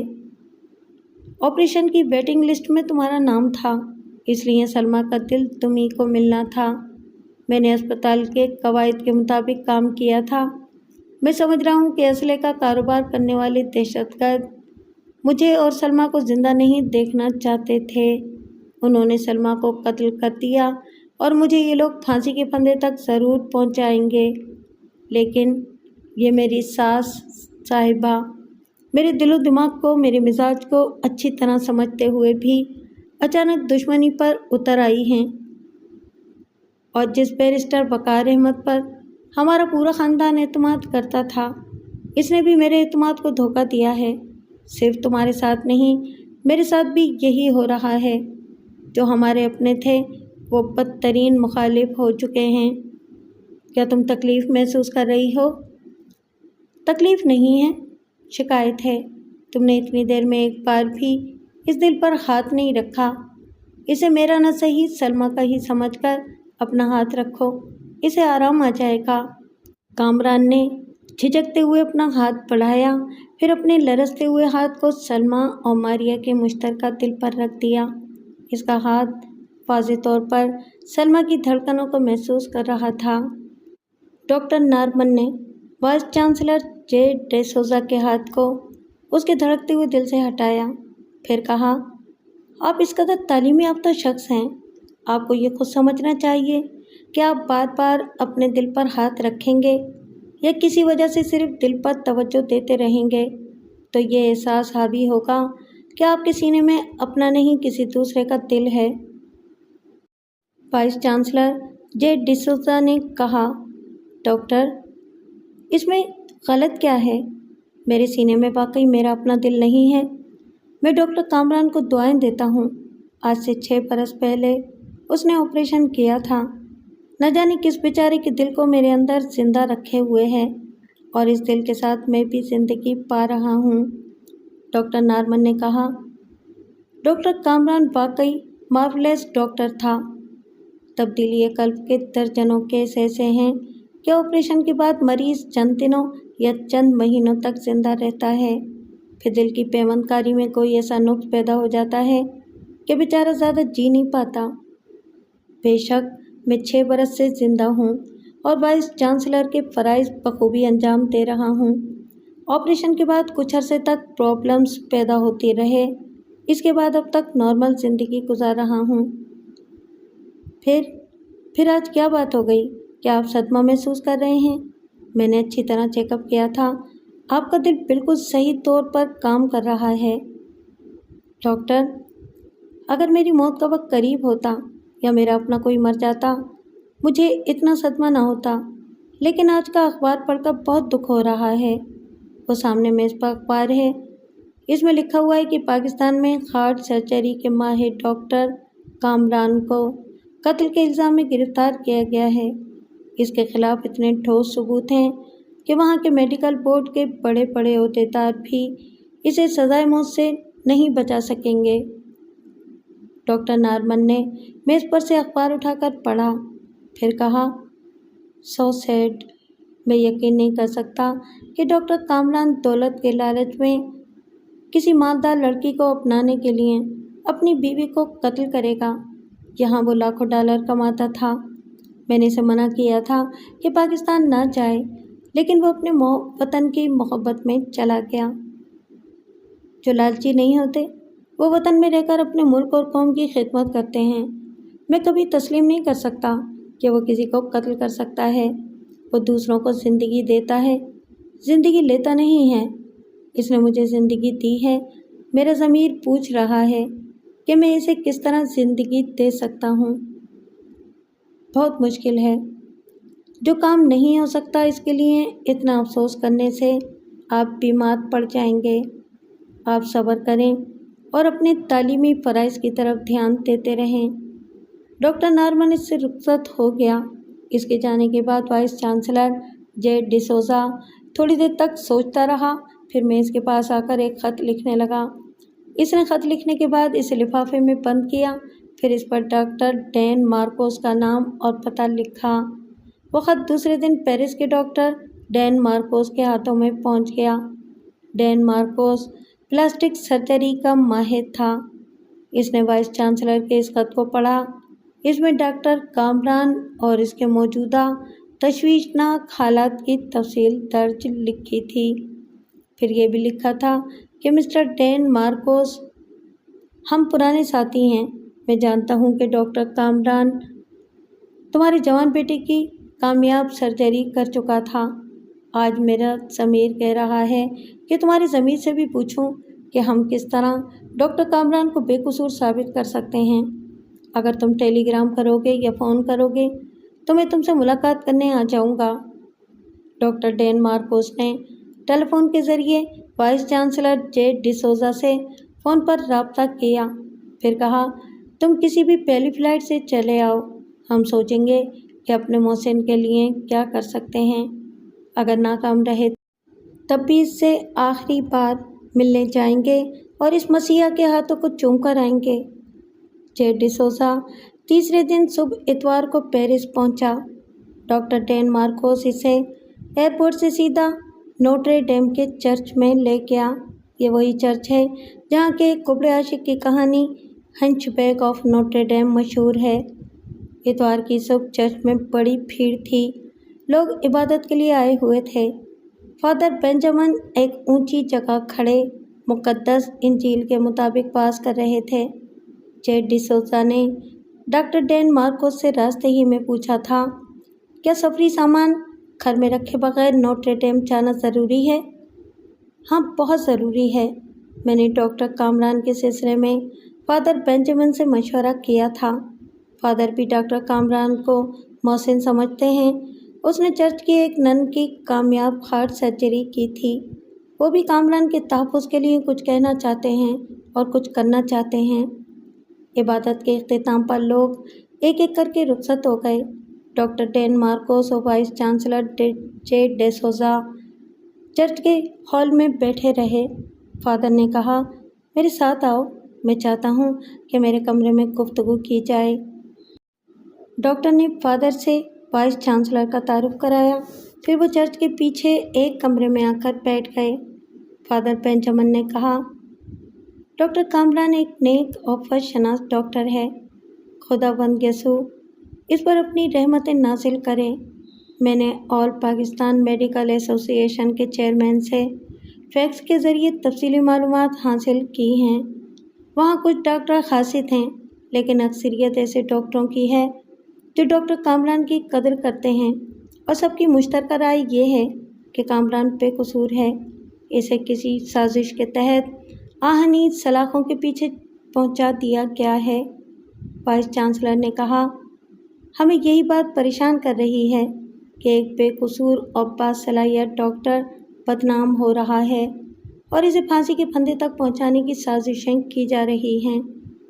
डॉक्टर कामरान को चाहने वाले डॉक्टर और आला अहदेदार मुकदमे की तारीखें बढ़ाते जा रहे हैं।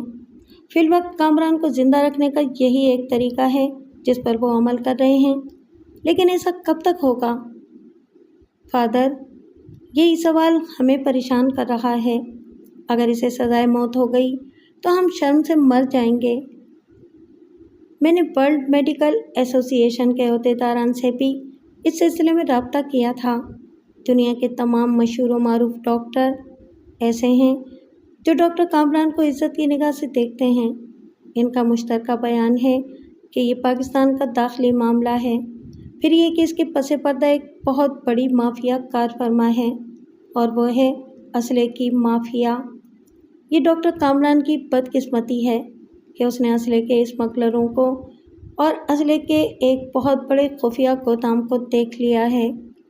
پاکستان میں اسلحہ سپلائی کرنے کی جو خفیہ ایجنسی ہے وہ کامران کو جیل سے باہر نہیں آنے دے گی، اسے پھانسی کے تختے تک پہنچا کر رہے گی۔ معاملہ بہت پیچیدہ تھا۔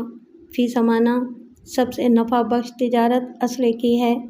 اقوام متحدہ کی سلامتی کونسل، جہاں دنیا کی تمام قوموں کی سلامتی اور تحفظ کا دعویٰ کرتی ہے اور وہاں کیا جاتا ہے، اس سلامتی کونسل کے 5 بڑے اہم ارکان امریکہ، برطانیہ، چین، فرانس اور روس سب سے زیادہ اسلحے کا کاروبار کرتے ہیں۔ ڈاکٹر ڈین مارکوس نے کہا، میں محض ایک پلاسٹک سرجری کا ماہر ہوں، نہ سیاست جانتا ہوں اور نہ ہی اسلحہ سپلائی کرنے والی خفیہ ایجنسیوں تک پہنچ کر ڈاکٹر کامران کی زندگی کی بھیک ان سے مانگ سکتا ہوں۔ جیڈ ڈسوزا نے کہا، میرے ساتھ بھی یہی معاملہ ہے۔ میں ایک وائس چانسلر ہوں، میڈیکل یونیورسٹی کے باہر کی پرفریب دنیا کو نہیں جانتا ہوں۔ فادر نے کہا، مجھے بھی یہی کہنا چاہیے، میں مذہبی تعلیمات کے سوا کچھ نہیں جانتا۔ یہ بھی نہیں معلوم کہ یہ خفیہ ایجنسیوں والے کہاں پائے جاتے ہیں۔ وہ پرامن شہریوں کی طرح پرتعیش زندگی گزار رہے ہوں گے، ہم ان کی اصلیت معلوم نہیں کر سکتے۔ وہ تینوں اپنی اپنی کرسیوں پر سر جھکائے بیٹھے تھے۔ فادر بینجمن نے کہا، جب فلاح پانے کے تمام دنیاوی راستے بند ہو جاتے ہیں، تب خدا کی طرف سے کوئی ایسا دروازہ کھل جاتا ہے جس کے بارے میں ہم بھی کبھی سوچ بھی نہیں سکتے۔ اسی وقت کمرے کا دروازہ کھلا اور ایک شخص وہاں نظر آیا۔ فادر نے کہا، وہ دیکھو، دروازہ کھل چکا ہے، اللہ کی مدد آ پہنچی ہے۔ کمان حیات محمد، یہ دونوں میرے وہی مہمان ہیں جن کا ذکر میں کر چکا ہوں۔ اس نے دروازے کو بند کیا، پھر قریب آ کر جیڈ ڈیسوزا اور ڈین مارکوس سے مصافحہ کیا۔ فادر نے ان سب کو ایک دوسرے سے متعارف کرایا۔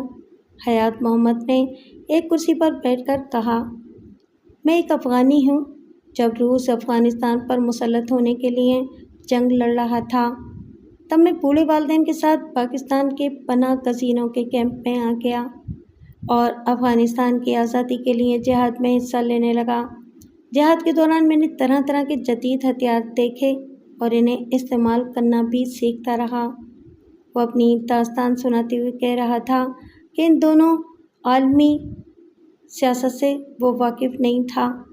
یہ نہیں جانتا تھا کہ روس افغانستان میں آ کر پورے جنوبی ایشیا اور مشرقی وسطیٰ کے لیے خطرہ بن سکتا ہے، اور برفانی علاقوں میں رہنے والی روسی قوم کی یہ ازلی خواہش ہے کہ وہ جنوبی ایشیا کے گرم پانی تک پہنچ سکے۔ حیات کو رفتہ رفتہ معلوم ہوا کہ روس تو دشمن ہے ہی، لیکن امریکہ بھی دوست اور ہمدرد نہیں ہے۔ اسے بھلا کیا پڑی ہے کہ روس کو پاکستان کی مدد سے بھگا کر افغانستان کے ایک آزاد اور خود مختار ملک بنانے میں مدد دے۔ وہ آزادی کے نام پر وہاں اپنی کٹ پتلی حکومت قائم کرنا چاہتا تھا، اس لیے اس نے روس سے جنگ کے دوران کئی افغانی قبیلوں کو ایک دوسرے کا مخالف بنا دیا تھا اور ان دونوں ہی قبائل کو ہتھیار فراہم کر رہا تھا۔ حیات محمد کے بوڑھے والدین کابل جانے کے لیے بے چین تھے۔ ان دونوں مختلف قبائل کے درمیان جنگ جاری تھی۔ کابل کا سفر کرنے کے دوران اس کے بوڑھے والدین اپنے ہی ہم وطن قبیلوں کی گولیوں کا نشانہ بن گئے۔ حیات محمد کے دل کو زبردست دھچکا پہنچا۔ حیات محمد نے اس عرصے میں بڑے ممالک کے سیاسی پس منظر کو اچھی طرح سمجھ لیا تھا۔ اسی دوران ہتھیار فروخت کرنے والی ایک خفیہ ایجنسی میں جگہ بنا لی تھی اور پھر اس ایجنسی کی سفارش پر وہ برطانیہ چلا گیا تھا۔ تمام دنیا کی اسلحہ منڈیوں میں امریکہ کے بعد برطانیہ کا دوسرا نمبر ہے۔ حیات محمد نے اس دوران ہتھیار فروخت کرنے والی ایک خفیہ ایجنسی میں جگہ بنا لی تھی۔ پھر اس خفیہ ایجنسی کی سفارش پر برطانیہ چلا گیا۔ حیات محمد نے ایجنسی میں رہ کر ایسی کارکردگی دکھائی کہ چند ماہ کے اندر ہزاروں پاؤنڈز کمانے لگا۔ لندن جیسے مہنگے شہر میں عیش و عشرت کی زندگی گزارنے لگا۔ ایسے وقت اس نے مونا نامی ایک لڑکی کو دیکھا اور اس پر عاشق ہو گیا۔ مونا اس سے مسکرا کر ملتی تھی لیکن خود کبھی ملاقات کا وقت نہیں دیتی تھی۔ حیات نے محسوس کیا کہ وہ اخلاقاً اس سے ملتی ہے اور اکثر کترا کر کسی بہانے اس سے دور ہو جاتی ہے۔ اس نے پوچھا، مونا، کیا ہماری دوستی پائیدار نہیں ہو سکتی؟ اگر تم راضی ہو جاؤ تو ہم شادی کر لیں۔ مجھے افسوس ہے، میں شادی نہیں کروں گی۔ تم بہت اچھے ہو، میں ہمیشہ تمہاری دوست بن کر رہوں گی۔ آخر شادی کیوں نہیں کرنا چاہتی؟ مجھے تمہاری دیوانگی اور محبت سے ڈر لگتا ہے۔ میں سوچتی ہوں کہ میں مر جاؤں گی تو تم میرے بغیر کیسے رہو گے؟ میں شادی کی بات کر رہا ہوں اور تم مرنے کی بات لے بیٹھی ہو۔ کیا تم نے کاتب تقدیر کا لکھا ہوا پڑھ لیا ہے کیا کہ مجھ سے پہلے تم اس دنیا سے رخصت ہو جاؤ گی؟ ہاں، میں نے پڑھ لیا ہے۔ میری زندگی بہت مختصر ہے۔ یہ کیا کہہ رہی ہو؟ کیا کسی نجومی نے پیشگوئی کی ہے؟ نہیں، ڈاکٹروں کی رپورٹ ہے۔ میں دل کی مریضہ ہوں۔ مجھ پر 2 بار ہارٹ اٹیک ہو چکا ہے۔ تیسری بار اٹیک ہوگا تو میں نہیں بچوں گی۔ حیات نے اسے پریشان ہو کر دیکھا، پھر پوچھا، تم نے پہلے کیوں نہیں بتایا؟ بتانے سے کیا ہوتا؟ علاج بہت مہنگا ہے اور کوئی ایسا دل والا نہیں ہے جو اپنا دل سینے سے نکال کر مجھے دے دے۔ حیات کہنا چاہتا تھا کہ محبت میں دل کیا، وہ تو جان بھی دے سکتا ہے، لیکن ایسا کہنے سے مونا کبھی اپنے محبوب کو کھو کر اس کے دل کی دھڑکنیں اپنے سینے سے سن کر زندہ نہیں رہ سکتی تھی۔ اس نے کہا، علاج مہنگا ہے مگر میری محبت سے اور میری دولت سے مہنگا نہیں ہے۔ اگر دولت ہو تو اس دنیا میں ہر چیز خریدی جا سکتی ہے۔ میں تمہارا علاج کراؤں گا۔ اس نے ہارٹ سرجری کے ایک ماہر سے ملاقات کی، اسے مونا کے حالات بتائے۔ اس ماہر نے ملاقات کا وقت دیا، مونا کی میڈیکل رپورٹس دیکھیں، پھر کہا، مسٹر حیات، میں اوپن ہارٹ سرجری کا ماہر ہوں۔ سوچا تھا کہ دل تک خون پہنچانے والی کسی رگ میں نقص ہوگا تو آپریشن کے ذریعے دور کر دوں گا، لیکن دل کا فنکشن بہت کمزور بلکہ ناقص ہوتا جا رہا ہے۔ یہ دل زیادہ عرصے تک اپنی دھڑکنیں قائم نہیں رکھ سکے گا۔ لیکن ڈاکٹر، ایک نئے دل کے ذریعے تو اسے زندگی مل سکتی ہے۔ ہاں، اگر تبدیلی قلب کا آپریشن ہو جائے تو اسے زندگی مل سکتی ہے۔ تو پھر کریں۔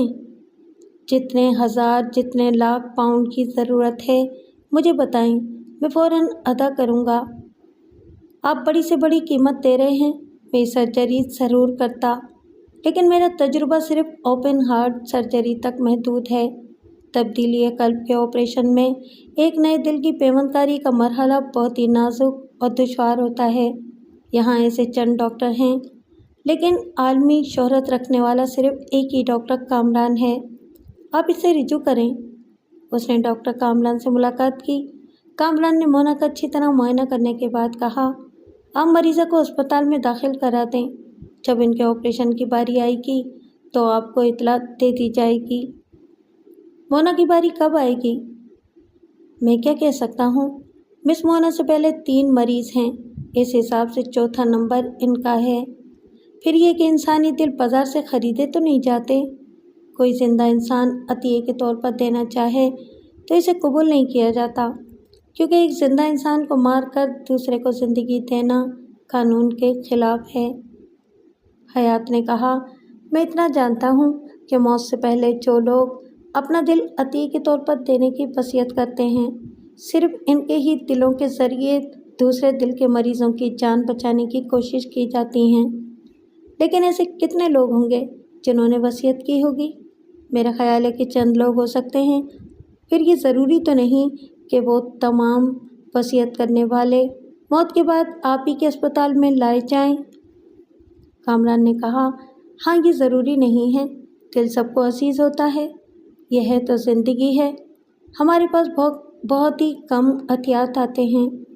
کبھی ایسا بھی ہوتا ہے کہ عطیے کے انتظار میں نئی زندگی کی آس لگانے والے مریض مر جاتے ہیں۔ ڈاکٹر، میں اپنی مونا کو مرنے نہیں دوں گا۔ آپ کچھ بھی کریں مگر پہلے اس کا آپریشن کریں، اسے چوتھے نمبر پر نہ رکھیں۔ یہ اصول اور انسانیت کے خلاف ہے۔ جو 3 مریض پہلے سے منتظر ہیں وہ بھی تو انسان ہیں، وہ بھی نئی زندگی کی آس لگائے اس اسپتال میں موجود ہیں۔ آپ اصول اور انسانیت کی بات نہ کریں، رقم بتائیں، میں لاکھوں پاؤنڈز دوں گا، آپ میری مونا کو پہلے نمبر پر لے آئیں۔ مسٹر حیات، میں یہاں دولت کمانے کے لیے نہیں ہوں۔ اسپتال والوں سے معقول فیس لے کر مریضوں کی جان بچانے کی کوشش کرتا ہوں۔ یہ آپ کی مونا سے پہلے 3 مریض بھی جینے کا حق رکھتے ہیں۔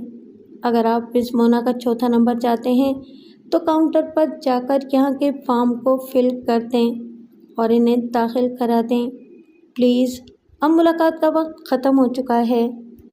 وہ مونا کے ساتھ ڈاکٹر کامران کے چیمبر سے باہر آیا، پھر جھنجھلا کر بولا، یہ ڈاکٹر جانتا نہیں ہے کہ میں ہتھیاروں سے کھلونوں کی طرح کھیلتا ہوں۔ مونا، اگر تمہاری جان کو کچھ ہوا تو میں ڈاکٹر کو زندہ نہیں چھوڑوں گا۔ مونا نے کہا، تم غصے میں ایک انسان کی اچھائی کو سمجھ نہیں پاتے ہو۔ ڈاکٹر کامران نے درست کہا ہے، اس سے پہلے جو 3 مریض ہیں وہ بھی جینے کا حق رکھتے ہیں۔ وہ بولا، اس دنیا میں اربوں انسان ہیں، انسانوں کے اتنے بڑے ہجوم میں صرف تم میرے لیے ہو۔ میں تمہاری عمر بڑھانے کے لیے کچھ بھی کر سکتا ہوں۔ اگر آپریشن سے پہلے موت ہو گئی اور تم انتقاماً ڈاکٹر کو قتل کرو گے تو میری روح قیامت تک بھٹکتی رہے گی اور اس ڈاکٹر کے لیے ماتم کرتی رہے گی جو لالچی نہیں ہے، اپنے اصولوں کے مطابق اپنے فرائض ادا کرتا ہے۔ تو پھر میں کیا کروں؟ کس طرح جلد سے جلد تبدیلی قلب کے ذریعے تمہیں اپنے لیے زندہ رکھوں؟ ایسا کرو، مجھے اس اسپتال میں داخل کرا دو، پھر دوسرے اسپتالوں میں بھی میرے نام کی پرچیاں بنوا لو۔ جس اسپتال میں میرا نمبر جلدی آئے گا وہاں مجھے آپریشن کے لیے پہنچا دینا۔ حیات نے یہی کیا، مونا کو اسی اسپتال میں داخل کرا دیا، پھر ہارٹ پلانٹیشن کے دوسرے ماہرین سے بھی ملاقات کرنے لگا۔ ایک ڈاکٹر نے کہا، اگر اسپتال کی فیس کے علاوہ مجھے 50,000 پاؤنڈز الگ سے ادا کرو گے تو میرے اسپتال میں دل کا جو پہلا عطیہ آئے گا اسے میں مس مونا کے لیے وقف کر دوں گا۔ حیات نے فوراً رشوت کی نصف رقم ادا کر دی۔ 1 ہفتے بعد ہی ایک لاش آئی، ایک کار کے حادثے میں موت واقع ہوئی تھی۔ حیات نے ڈاکٹر کامران سے کہا، دوسرے اسپتال میں آج ہی مونا کو دل کا عطیہ مل رہا ہے، اس لیے میں اسے یہاں سے لے جا رہا ہوں۔ کامران نے کہا، تمہاری مرضی ہے، مجھے کوئی اعتراض نہیں ہے۔ وہ مونا کو وہاں سے لے گیا۔ دوسرے اسپتال میں آپریشن کے انتظامات ہو چکے تھے۔ مونا کو فوراً ہی آپریشن تھیٹر میں پہنچایا گیا۔ حیات باہر برآمدے میں موجود رہا۔ کار کے حادثے میں جس عورت کی موت ہوئی تھی اس کے عزیز و اقارب بھی آئے تھے۔ پھر حیات کو پتہ چلا کہ آپریشن میں کچھ دیر ہو رہی ہے۔ اسپتال کے ایک بڑے ہال میں لندن کے چند نامور ڈاکٹروں اور پولیس والوں کی خفیہ میٹنگ ہو رہی ہے۔ جس آئل ٹینکر کے ڈرائیور نے کار کو ٹکر ماری تھی وہ فرار ہونے سے پہلے گرفتار ہو گیا تھا۔ اس نے بیان دیا تھا کہ اس اسپتال کے ایک ڈاکٹر نے اسے 6,000 پاؤنڈ دیے تھے اور اس عورت کی نشاندہی کی تھی جسے کار کے حادثے کا بہانہ کر کے ہلاک کرنا تھا۔ وہ ڈاکٹر جانتا تھا کہ اس ہلاک ہونے والی عورت نے اپنی زندگی میں دل کا عطیہ دینے کی وصیت کی تھی۔ صرف 50,000 پاؤنڈ حاصل کرنے کی خاطر اس بیچاری کو ہلاک کر دیا گیا تھا۔ اس ڈرائیور کے علاوہ رشوت خور ڈاکٹر کو بھی گرفتار کر لیا گیا۔ اس عورت کی تو زندگی ختم ہو چکی تھی۔ اس کے والدین نے کہا کہ اس کے نصیب میں ایسی ہی موت لکھی تھی۔ موت کسی بھی بہانے سے آ جاتی ہے، لہٰذا ان کی بیٹی کی وصیت پر عمل کیا جائے اور اس کے دل کا عطیہ کسی ضرورت مند کو دے دیا جائے۔ قانون کے مطابق صرف رشوت لینے والا ہی نہیں، رشوت دینے والا بھی پکڑا جاتا ہے، لہٰذا حیات محمد کو بھی گرفتار کر لیا گیا۔ وہ چیختا چلاتا رہا کہ مونا کو اسپتال میں چھوڑ کر نہیں جائے گا، لیکن اسے لاک اپ میں پہنچا دیا گیا۔ وہ جرائم کی دنیا سے تعلق رکھتا تھا اور جس ایجنسی کے لیے کام کرتا تھا اس کے باس نے اس کی رہائی کے لیے اوپر تک اپنے اثر و رسوخ کو استعمال کیا۔ پھر یہ دھمکی بھی دی کہ حیات محمد کو رہا نہ کیا گیا تو لندن کی کسی مصروف شارع یا شاپنگ سینٹر میں بموں کے دھماکے ہوں گے۔ شہر میں امن و امان قائم رکھنے کے لیے دوسرے دن حیات محمد کو رہا کر دیا گیا۔ وہ رہائی پاتے ہی سیدھا اسپتال پہنچا۔ پتہ چلا کہ دیر ہو جانے کے باعث پیچیدگیاں پیدا ہو گئی تھیں، اس لیے ڈاکٹر کامران کی خدمات حاصل کی گئی تھیں۔ چونکہ 48 گھنٹوں تک مونا کے پاس جانے کی اجازت نہیں تھی، اس لیے وہ ڈاکٹر کامران کے پاس آیا۔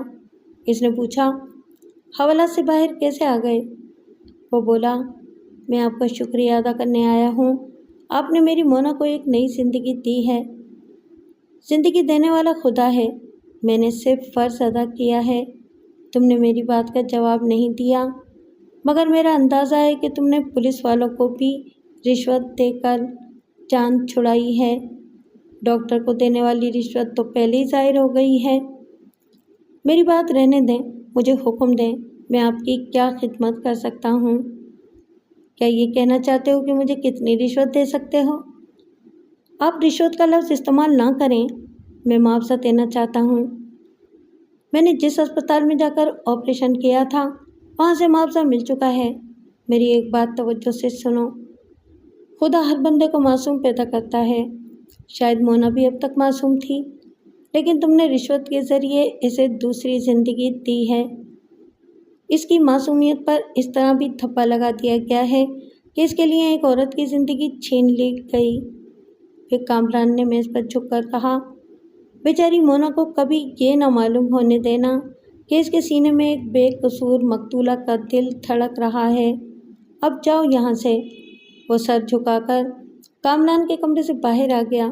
اس کا ضمیر اسے ملامت کر رہا تھا کہ اس نے اپنی محبوبہ کے سینے میں ایک مقتولہ کا دل پہنچا دیا ہے، اگرچہ اس نے مونا کے لیے دل حاصل کرنے کی خاطر کسی کو ہلاک نہیں کیا تھا، لیکن رشوت میں دی ہوئی رقم نے ایک ایسی صحت مند عورت کی جان لی تھی جو نہ جانے کتنے عرصے تک زندہ رہنے والی تھی۔ بہرحال مونا کو نئی زندگی مل گئی۔ اس سے یہ حقیقت چھپائی گئی کہ کس نے اسے دل کا عطیہ دیا ہے۔ ڈاکٹر کامران نے توجہ سے اس کا علاج کیا۔ پھر 3 ماہ کے بعد وہ پاکستان چلا گیا۔ وہاں اس کے چچا کی بیٹی سلمیٰ سے شادی ہو گئی۔ اس کے بعد وہ پھر لندن واپس نہیں آیا۔ مونا مکمل طور پر صحتیاب ہو گئی تھی۔ 6 ماہ بعد حیات نے اس سے شادی کر لی، پھر اسے اپنے ساتھ پیرس لے گیا۔ وہ نہیں چاہتا تھا کہ جو عورت کار کے حادثے میں ہلاک ہو گئی تھی اس کے والدین یا قریبی عزیز مونا سے ملنے آئیں۔ وہ اپنی ہلاک ہونے والی عزیزہ کی صورت تو نہیں دیکھ سکتے تھے، لیکن مونا کے سینے میں اس کا دھڑکتا ہوا دل اپنوں کو محبت سے اس کے قریب لا سکتا تھا۔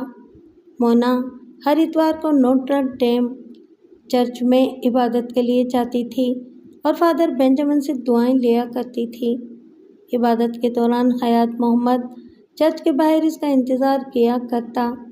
فادر نے اس سے کہا، تم مسلمان ہو، بے شک مسلمان رہو، لیکن عبادت کے دوران چرچ کے اندر آ کر بیٹھا کرو۔ تم چرچ میں آؤ گے اور میں مسجد میں جاؤں گا تو نہ ہمارا ایمان بدلے گا اور نہ ہی کسی کے مذہب کو نقصان پہنچے گا۔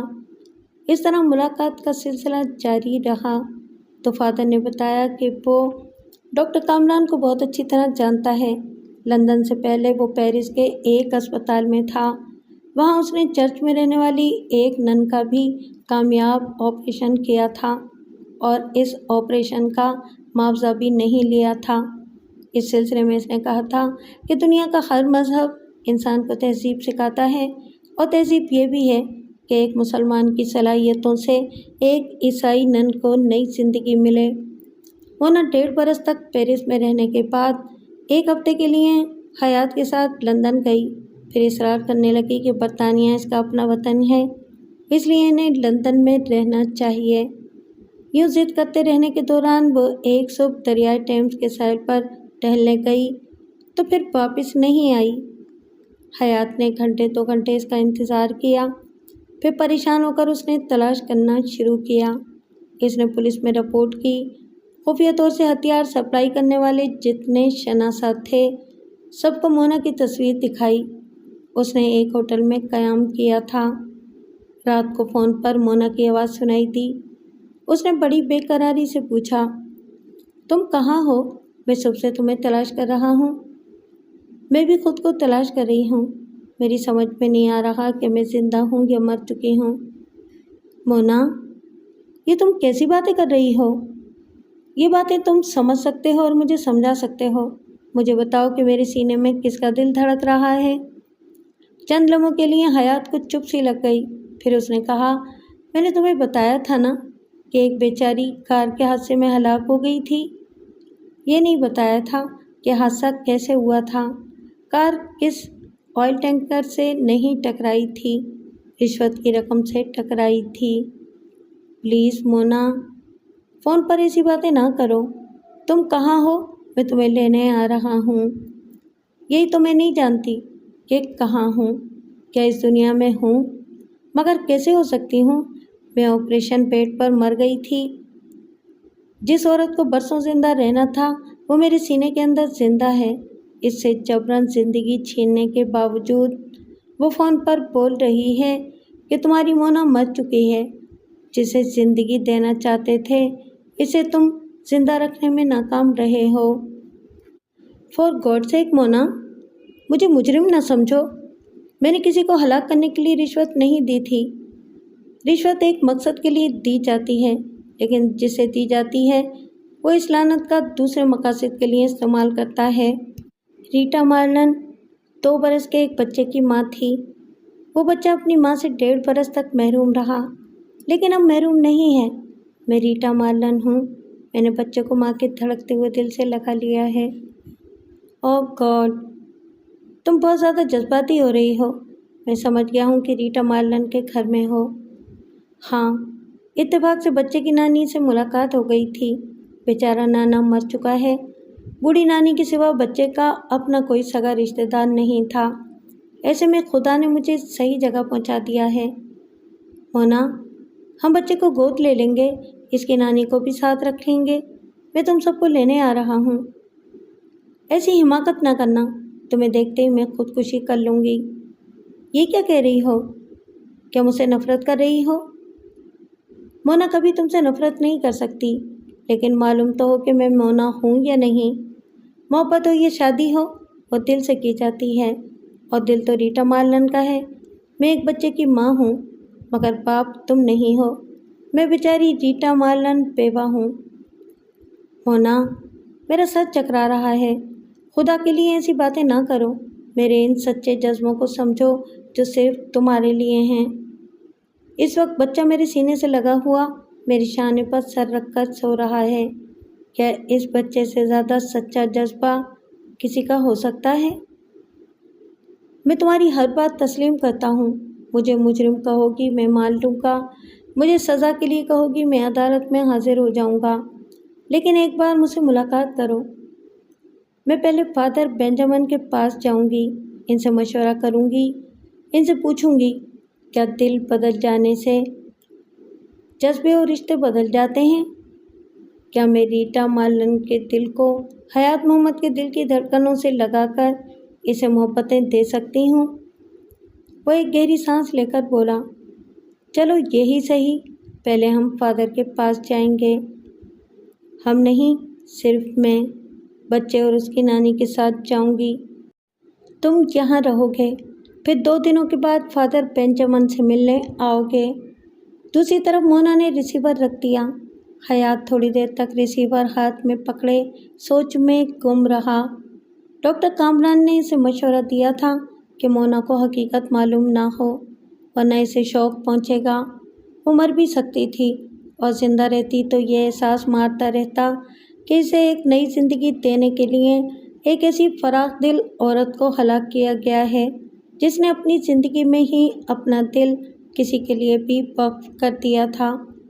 اس نے سوچا تھا کہ مونا کے بغیر لندن میں 2 دن گزارنا محال ہوگا، لیکن دوسرے دن کے اخبار نے محبوبہ کی جدائی کے احساس کو کسی حد تک کم کر دیا۔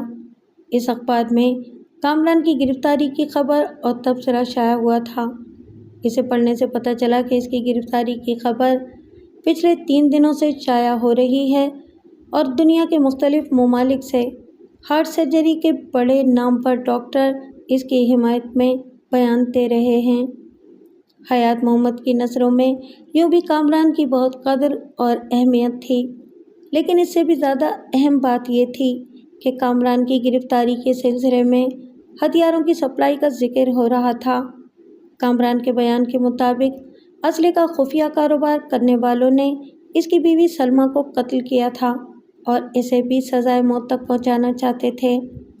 حیات نے اسی دن خفیہ ایجنسی کے باس سے ملاقات کی، پھر اس سے کہا، ہم اسلحے کی تجارت یورپی ممالک میں کرتے ہیں۔ کیا آپ جانتے ہیں کہ ایشیا میں ہماری جیسی کتنی ایجنسیاں ہیں؟ میں خاص طور پر افغانستان، پاکستان اور ہندوستان کی انڈر گراؤنڈ ایجنسیوں کے بارے میں معلوم کرنا چاہتا ہوں۔ پوری دنیا میں ایسی ایجنسیوں کا جال بچھا ہوا ہے۔ یہ تمام ایجنسیاں ایک دوسرے سے تجارتی تعلقات بھی رکھتی ہیں اور ان کے درمیان تجارتی عداوت بھی رہتی ہے۔ باس نے کہا، تم جن ملکوں کی بات کر رہے ہو وہاں کئی ایجنسیاں ہیں۔ آپ پاکستان کے متعلق بتائیں۔ باس نے میز کے قریب رکھے ہوئے کمپیوٹر کو آن کیا۔ پاکستان اور اس کے آس پاس کے ممالک کا ایک ڈسک اٹھا کر کمپیوٹر میں لگایا، پھر اپنی انگلیوں سے مختلف بٹن کو دباتا رہا۔ اسکرین پر مختلف ممالک کے نام اور کچھ تفصیلات نظر آتی رہیں۔ پھر پاکستان کا نام آیا۔ حیات محمد غور سے پڑھنے لگا اور کاغذ قلم لے کر ضروری معلومات نوٹ کرنے لگا۔ باس نے پوچھا، تمہارے ارادے کیا ہیں؟ کیا پاکستان جاؤ گے؟ آپ جانتے ہیں میں اپنی مونا کو چھوڑ کر کہیں نہیں جا سکتا، لیکن میں ایک پاکستانی ڈاکٹر کامران کا مقروض ہوں۔ یہ بات تو آپ بھی جانتے ہیں کہ اس نے مونا کو ایک نئی زندگی دینے کے لیے نہ رشوت لی تھی اور نہ معاوضہ لیا تھا۔ باس نے تائید میں سر ہلا کر کہا، ہاں، وہ بہت اچھی شہرت کا مالک ہے۔ میں نے پچھلے دنوں اخبار میں اس کے متعلق پڑھا ہے۔ ہم بری شہرت رکھنے والے اتنا جانتے ہیں کہ کامران جیسے نیک اور شریف لوگوں کا انجام یہی ہوتا ہے۔ وہاں کی اسلحہ فروخت کرنے والی ایجنسی اسے زندہ رہنے نہیں دے گی۔